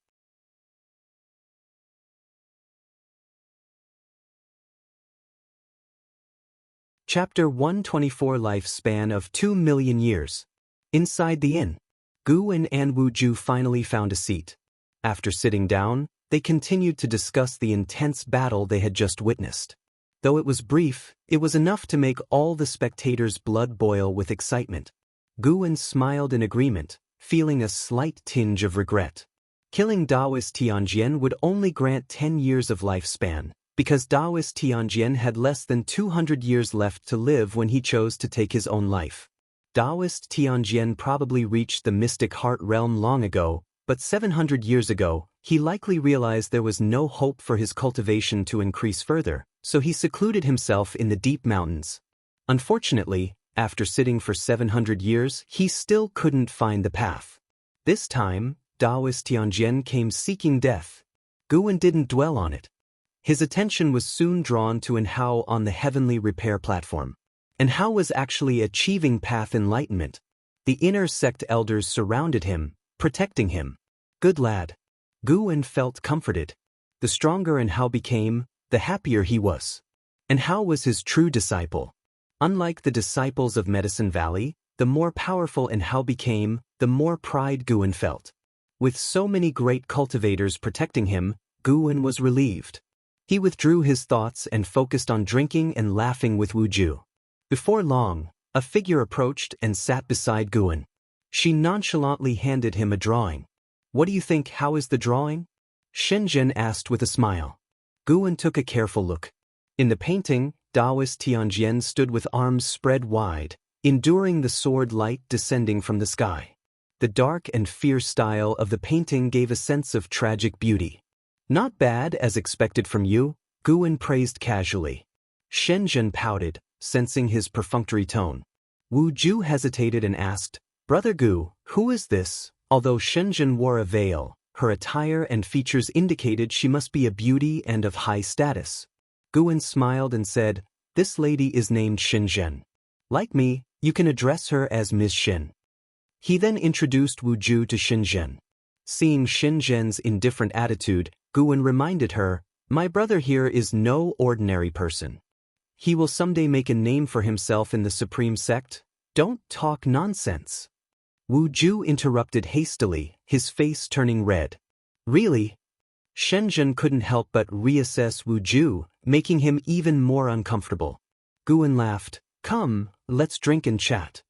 In his view, Wu Ju was destined to showcase his talents, and Shenzhen, being a holy daughter of a major sect, would eventually cross paths with him. Meeting earlier would help them look after each other in the future. Shenzhen also started talking about the earlier battle, eagerly leading the conversation while Guwen continued to play the role of the agreeing listener, and Wu Ju became increasingly ill at ease, managing only to smile politely. After 30 minutes, Shenzhen stood up to leave, intending to paint more scenes of the earlier battle. After she left, Wu Ju finally breathed a sigh of relief. Guwen teased him, Why are you so nervous? Don't tell me you've taken a liking to her? Nonsense, that lady clearly has her heart set on you. As your brother, how could I have improper thoughts? I just don't know how to talk to women. You know well, you're my only friend. Wu Ju glared at him, quite serious. Here we go again. You're my only friend. Guwen shook his head and laughed. Having one more friend means having one more path. Walking alone in the immortal cultivation world is tiring.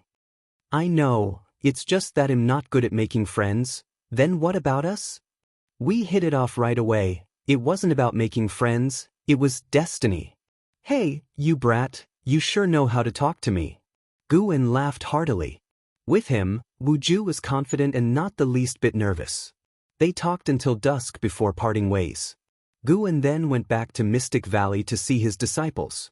He noticed Chu Jingfeng sitting silently on the mountaintop and decided not to disturb him. If Chu Jingfeng could achieve path enlightenment, it would be a good thing. However, path enlightenment wasn't easy. And Hao and Wu Ju were once-in-millennium talents. Not everyone could compare to them. After spending an hour in Mystic Valley, Guwen visited the Third Medicine Valley. The Third Medicine Valley was much livelier than Mystic Valley, as it had 10 times the number of disciples. Guwen chatted with the disciples for a while before returning to his loft, preparing to read and soothe his mind.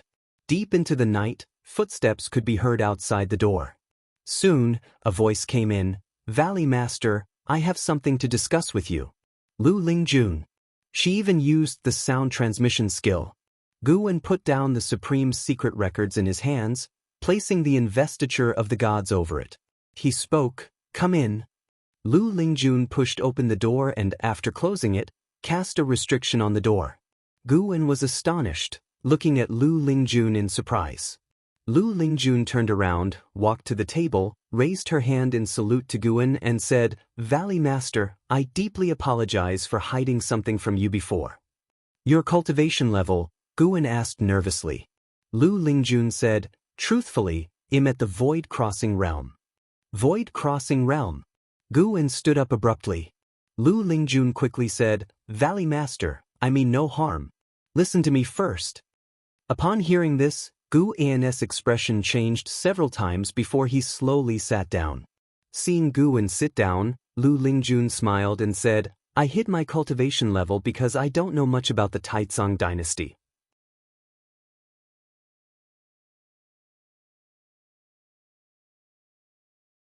In the cold winter, the news of Sword Venerable Fudao killing Daoist Tianjian with a single strike began to spread across the 9 dynasties, and the Supreme Sect used this momentum to negotiate with other dynasties to expand their influence.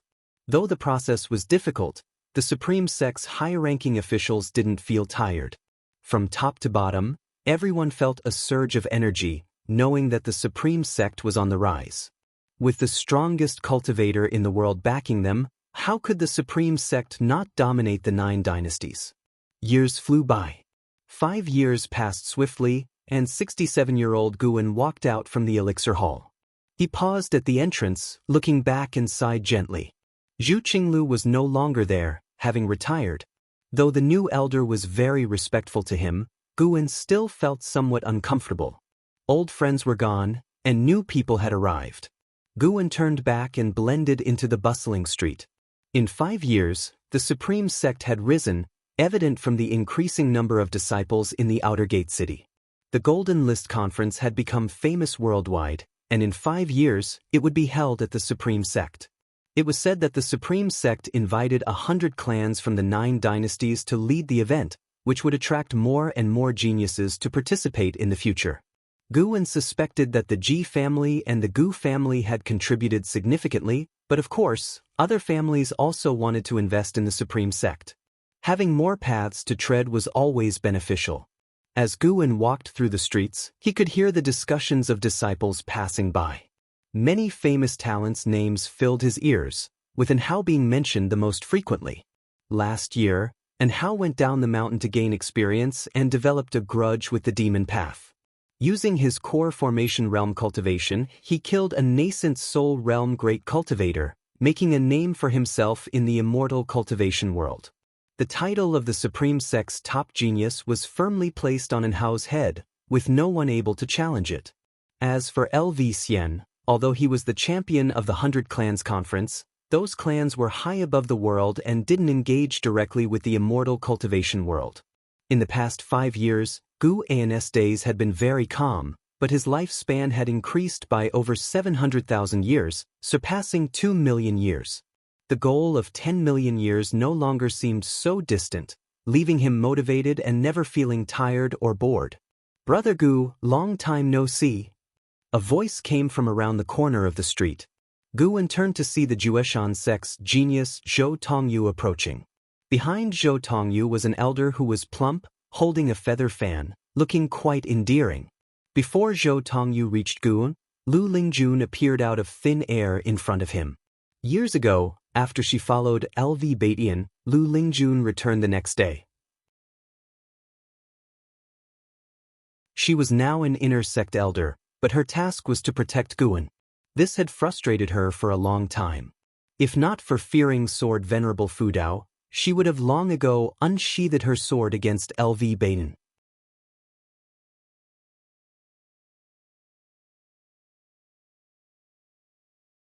Chapter 125, Golden List's Note, Ghost in the Night.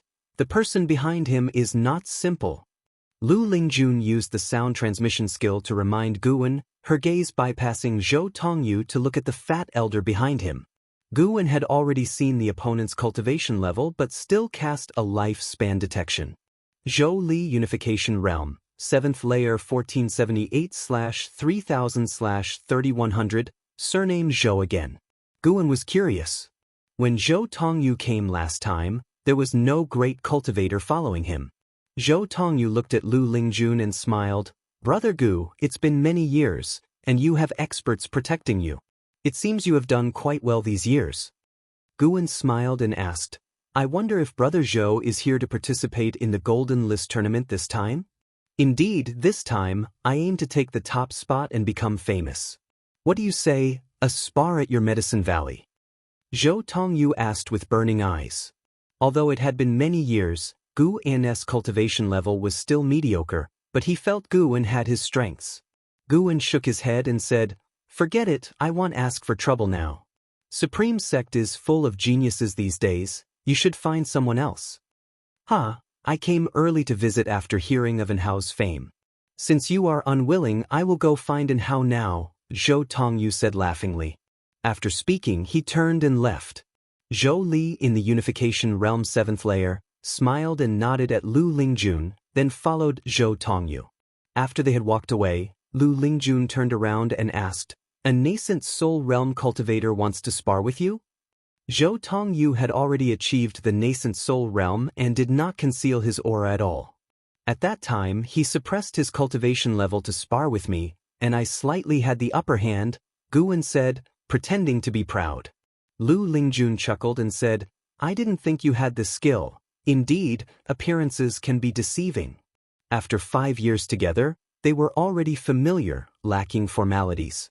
Of course, she still had grievances regarding LV Baishan's arrangements, so her attitude towards Guan was not as respectful as before. What are you saying, am I not handsome? A bit handsome, good enough to be a cauldron for a female demon. Cough, cough, you are a female cultivator, please mind your words. Guan gave Lu Lingjun a sidelong glance and then walked forward. Since Lu Lingjun was sent back, her temperament had changed, and Guan felt awkward, knowing he was at fault, he could only compromise. Blame LV Baiyan. What kind of arrangement was this? Guan didn't need Lu Lingjun's protection. Fortunately, Lu Lingjun was also slack. The reason she came to the outer sect today was for her matter, and she just accompanied him. Lu Lingjun looked at Guan's back, snorted, and then walked in another direction. Guan prepared to visit Wuju.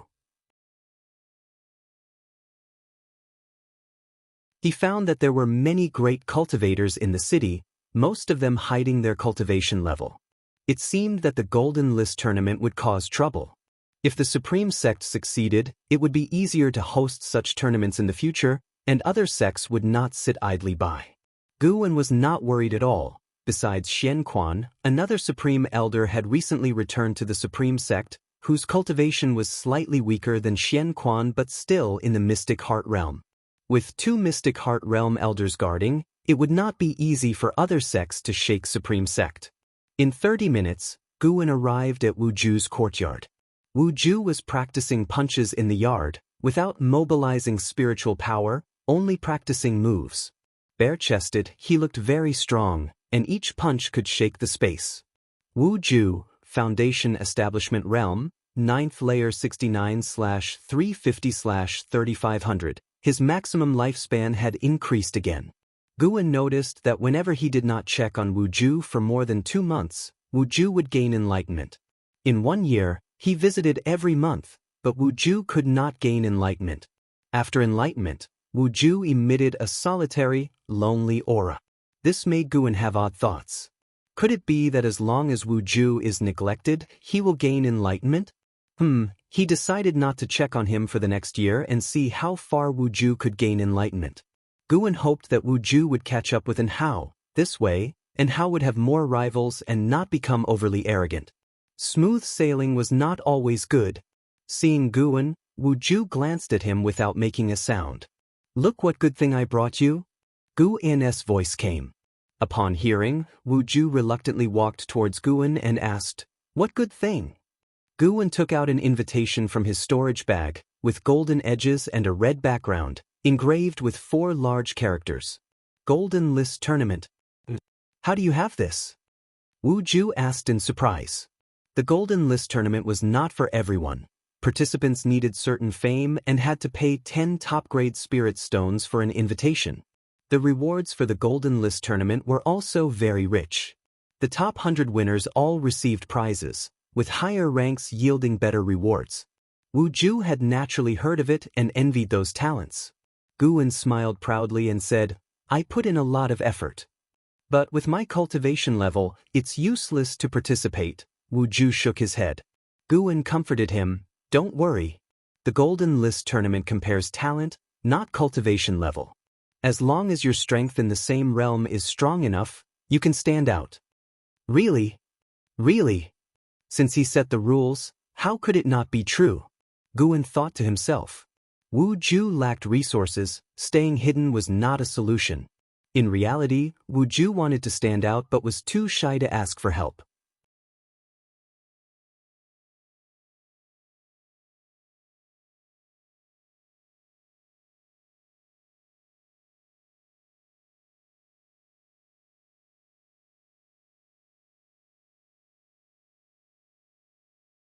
She has been comprehending your sword intent in the Supreme Sect for many years and discovered that you should have mastered the Taicang Divine Shocking Sword. This swordsmanship was promoted by the imperial family Li of the Taicang dynasty, but in fact, It was not created by the primordial ancestor of the Li family, but came from the immortal king of the ephemera sect, who is the Ghost Mother's ancestor. Because of this, the Ghost Mother came to the Taicang dynasty, intending to find the ancestor's inheritance before the ephemera sect annihilates the Taicang dynasty. 200 years ago, the Ghost Mother had come, but unfortunately, the descendants of the Li family were mediocre in talent, and no one could comprehend the Taicang Divine shocking sword, so the Ghost Mother could only lie dormant. Gu En's Taicang Divine shocking sword did come from the Li family, but he did not expect the primordial ancestor of the Li family to be related to the ephemera sect. Does your Ghost Mother want to obtain the Taicang Divine shocking sword? Guan asked. Li Shoyo replied, the Ghost Mother wants to invite you back to the ephemera sect, to use the sword intent of the Taicang Divine shocking sword to reclaim the position of sect hierarch of the ephemera sect. After hearing this, Guan fell into silence. What kind of scheme was this? Driving away the tiger to swallow the wolf? Guan pushed the coffin lid open with one hand, finding that the coffin was quite hard and concealed rich restrictions, probably also a magic artifact. His gaze fell on the skeleton in the coffin. Although it was lifeless, this skeleton was very sinister. To be safe, he still threw a lifespan detection at it. Evil Emperor, Mahayana Realm 5th Layer 7600/9999/9999. Good heavens. He could actually detect it, and its maximum lifespan was identical to an house. Gu An's expression remained unchanged. He leaped up, landing on the edge of the coffin, overlooking the skeleton of the evil emperor. The 9 Nether 13 evil immediately knelt, remaining silent. Gu An's eyes suddenly opened wide, and 2 cold lights shot out from his eyes. Boom! The skeleton of the evil emperor was instantly blasted into powder, turned into dust, leaving only the immortal king crown lying in the coffin, and the bottom of the coffin was also pierced by the breaking path divine light. The 9 Nether 13 evil raised their heads, glanced at it, and then lowered their heads again. A prompt appeared in front of Guan. You have successfully taken 320 years of lifespan from the evil emperor, Mahayana Realm 5th Layer. Guan immediately felt a sigh of relief. Damn it! Almost scared to death. Who would have thought that this skeleton was still alive, and with a Mahayana Realm 5th Layer cultivation level? In that instant, Guan imagined many possibilities in his mind, even feeling that he had resolved a catastrophe for all living things.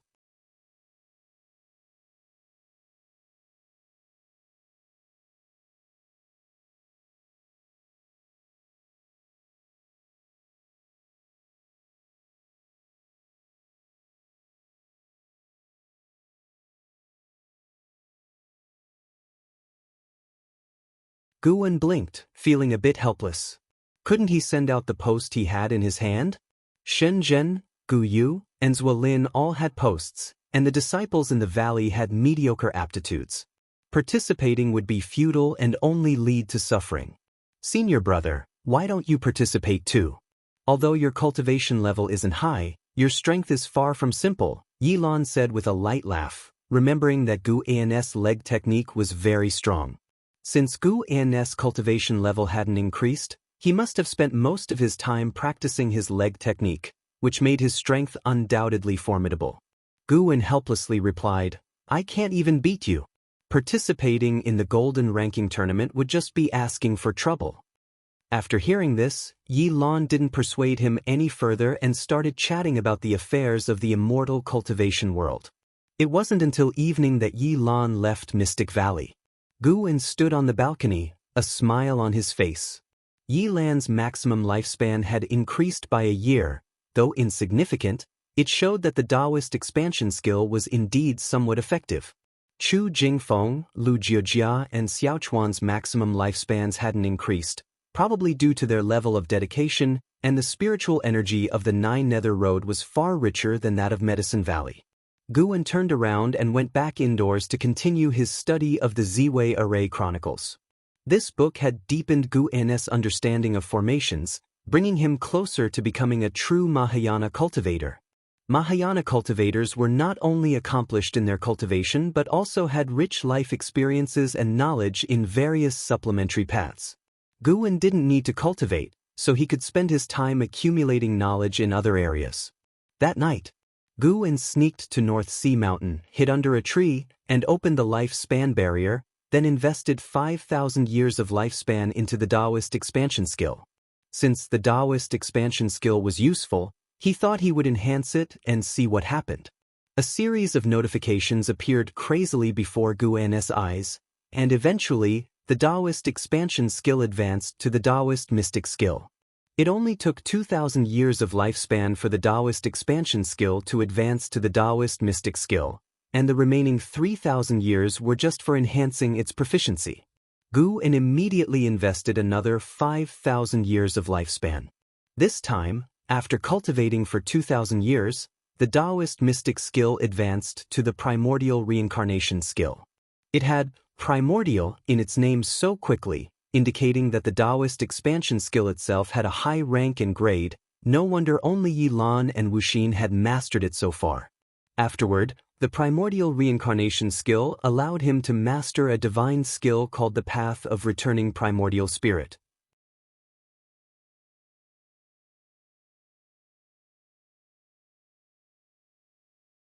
Heavenly Destiny.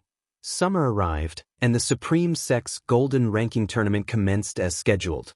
Participants in the Golden Ranking Tournament were all cultivators under 500 years old, and the Supreme Sect would test the bone age of the participants specifically. The post Leah had given to Guwen for the Golden Ranking Tournament, he wasn't sure who to give it to, and didn't want to waste it, so he chose to register himself. At 72 years of age, he successfully registered with the eligibility of youth. The Golden Ranking Tournament was conducted in a one-on-one format, with no fixed duration, continuing until completion. The Supreme Sect would heal the injured participants to keep them in optimal condition. Special formations would be set up by the Supreme Sect to suppress the higher cultivations to the level of their opponents, ensuring fairness in terms of realm. When the Golden Ranking Tournament began, Guwen was watching from the eaves of the outer sect, sitting with Yilan. Between them was a small table, accompanied by spirit melons, spirit fruits, and fine wine. From their perspective, a gigantic light screen was suspended in the air above the outer sect, reflecting the scenes of the combats within. Guwen didn't recognize the two cultivators fighting but enjoyed the spectacle nonetheless.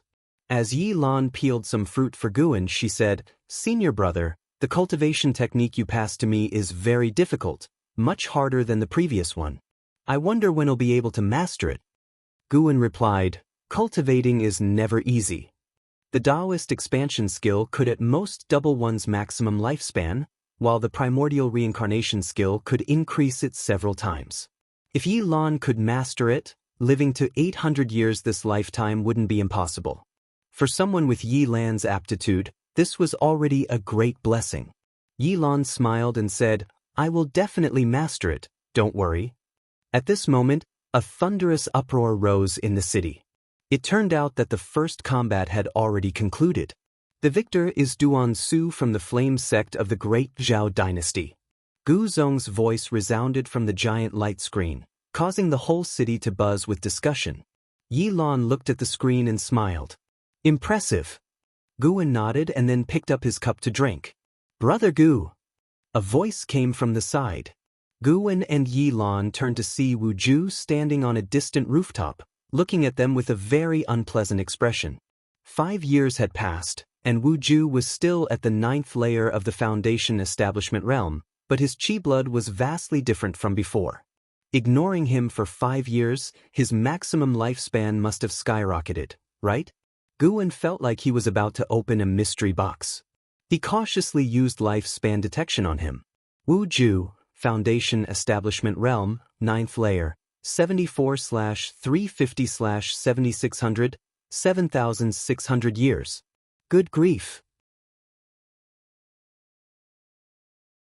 Now, he had truly become a dragon. Wu Ju suddenly appeared on the rooftop where Guwen and Yilan were, 7 steps away.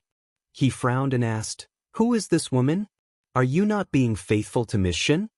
Upon hearing this, Yilan squinted her eyes at Guwen and asked, "Who is Miss Shin?" Guwen felt a headache coming on and immediately said, "This is my junior sister, Yilan. Miss Shin is nothing, how can she compare?" I just have some dealings with Ms. Shen, nothing more. Yi Lan's expression softened upon hearing this. Wu Ju angrily said, Forget about Ms. Shen, why didn't you come to see me after you were done? Yi Lan was taken aback. She thought Wu Ju had something to do with Ms. Shen and had come to stand up for her, but why did his tone suddenly change? Guan shook his head and said, Why are you shouting so loud? I didn't want to disturb your cultivation. What, do you want to hit me?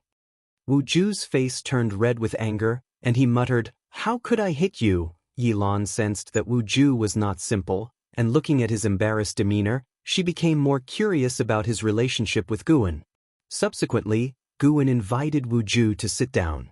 Although reluctant, Wu Ju sat on the other side of Guan, junior sister. This is my brother, named Wu Ju, who is also participating in the Golden Ranking Tournament, Guan introduced.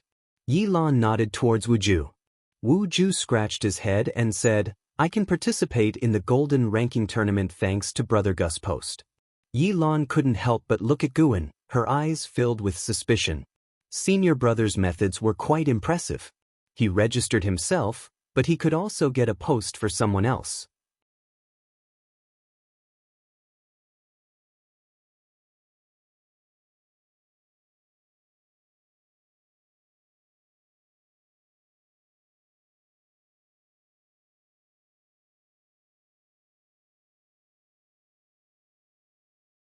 Yes, I might attain enlightenment.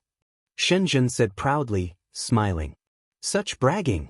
Guan started chatting with Shenzhen as they waited for his match.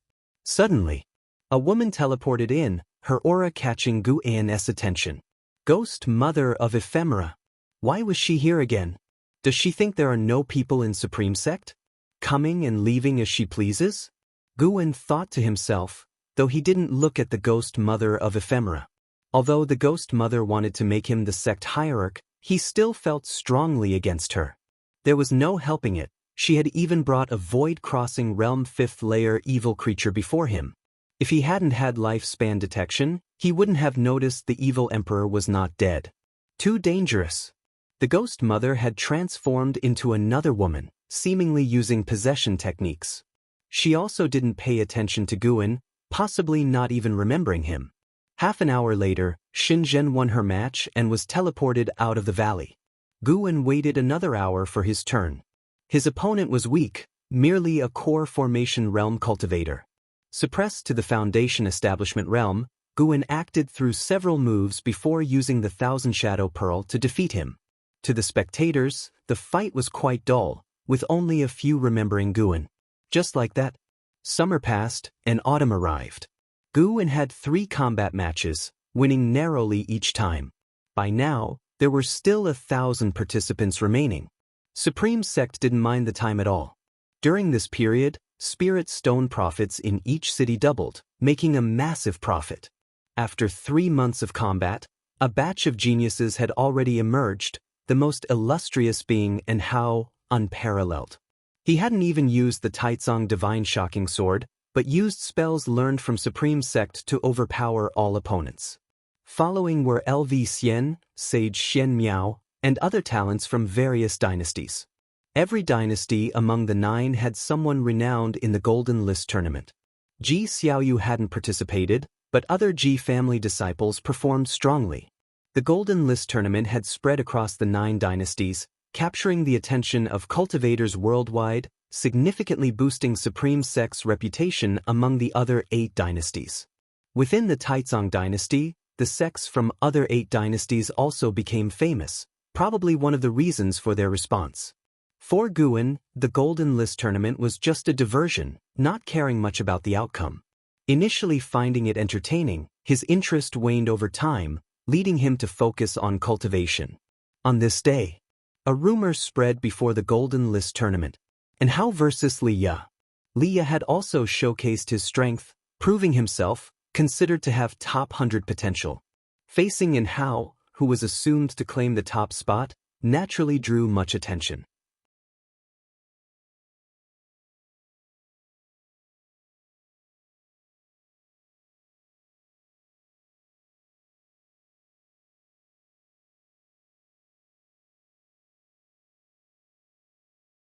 And Hao looked at Li Ya in astonishment, then followed with a wild smile. The battle light screen transmitted part of the battle pressure, allowing the spectators to know the fight was real. Once Li Ya's sword intent was released, the entire Supreme Sect was thrilled. This is the sword intent of Sword Venerable Fudao. Li Ya has received the inheritance of Sword Venerable Fudao? I've stayed at the Heavenly Repair platform for days. This is definitely the sword intent of Sword Venerable Fudao. Li Ya is so powerful, I didn't expect the strongest among the royal disciples to be him. He's much stronger than his sister Li Xuanyu. The city Guan was also erupted in a thunderous uproar. Countless people were amazed by the Taicang Divine shocking sword unleashed by Li Ya. Wu Ju felt the sword intent and sighed, so powerful, I feel like it won't be easy to win against him. Guan glanced at him. Just not easy? Entwined in the sword intent, Li Ya straightened, raising his sword to point at Hao, his black hair fluttering and black robes rustling. His entire demeanor changed dramatically, his expression became more severe. The battle only truly begins now. Li Ya said coldly he didn't expect to be forced to use the Taicang Divine shocking sword so early, blaming his own bad luck for encountering Hao prematurely. When he unleashed the Taicang Divine shocking sword, he felt the battle was over. Although Hao had yet to unleash powerful spells, no spell could match the Taicang Divine shocking sword. Hao's comprehension of sword intent was kept secret. Li Ya, who was often away, had no clue about Hao's combat techniques. However, seeing Hao smiling, Li Ya felt puzzled. This guy's gone mad? Hao patted his robe, his smile growing. Boom! An overwhelming sword intent surpassed Li Ya's, shaking the entire valley. Violent sword chi condensed into a giant face above Hao, looking down at Li Ya. Before this giant sword chi face, Li Ya looked insignificant, his sword chi trivial. Impossible! How do you also know the Taicang Divine shocking sword? Li Ya shouted in disbelief. In the outer gate city, countless people gasped. Even Hao had received the inheritance of Sword Venerable Fudao. The ghost mother of ephemera on the Heavenly Repair platform looked at the light screen in the sky, her brows furrowed, her eyes also showing shock. The Taicang Divine shocking sword, which had disappeared for thousands of years, reappeared in the mortal world, and 3 inheritors emerged at once? The ghost mother of ephemera, well aware of the Taicang Divine shocking sword's origins, was also taken aback, her respect for Sword Venerable Fudao growing. She could tell these two, wielding the Taicang Divine shocking sword, were certainly related to Sword Venerable Fudao. In the light screen, Hao soared into the air, looking down on Li Ya, said with a smile, "Since we are from the same lineage, let's see whose sword intent is stronger."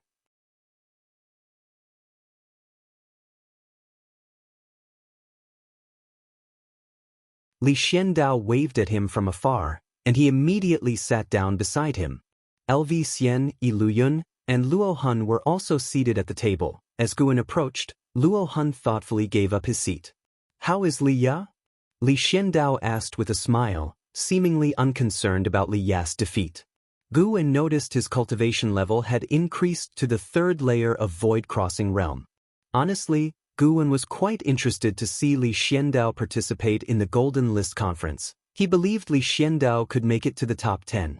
Li Xiandao was not yet 300 years old, qualifying for the Golden List Conference. A Void Crossing Realm cultivator under 300 years was a rare talent worldwide. "Not sure, he didn't come to find me," Guan replied. Li Xiandao sighed. "Losing to Hao is not shameful, and Hao's fame has spread to the other 8 dynasties. Everyone recognizes his talent." Setting aside strength, just by his advancement speed, Hao was unmatched. Jiang Qiong had reached the core formation at 40, thinking her talent supreme, but at 40, Hao could already form his nascent soul. The only reason he hadn't was because of the Golden List Conference. A 1st-layer nascent soul Hao facing a 9th-layer nascent soul top talent might win but would be exhausted, but dragging the opponent down to the 9th layer of core formation realm eliminated any suspense. Guan nodded. "Hao is truly formidable. Senior brother Li just had bad luck." LV Xian snorted. "No worries, I'll avenge Li Ya." He had participated in 3 fights, no one had lasted 10 moves against him. Li Xiandao looked at Guan and said, I've sent your disciple Yiyan to cultivate at the Three Pure Ones mountain of the Chentang dynasty. When he returns, he'll be transformed. Yiyan? Guan thought of the disciple who held a spear all day, not expecting such an opportunity for him. Of course, he understood Li Xiandao was giving him a hint. Without his arrangement, Yiyan would never have such a chance. Thank you, uncle, Guan said immediately. Li Xiandao then said, Do you think if I could enlist Sword Venerable Fu Dao, I could secure the throne? Guan replied, Without him, you can also secure it. Li Xiandao laughed. Yi Luyun and LV Xian didn't laugh, they agreed. Li Xiandao restrained his laugh and said, I've found out who Sword Venerable Fu Dao is. You're tuning in to the Wang Lin's Journey YouTube channel. Don't forget to subscribe and join us on this journey to catch the most captivating stories.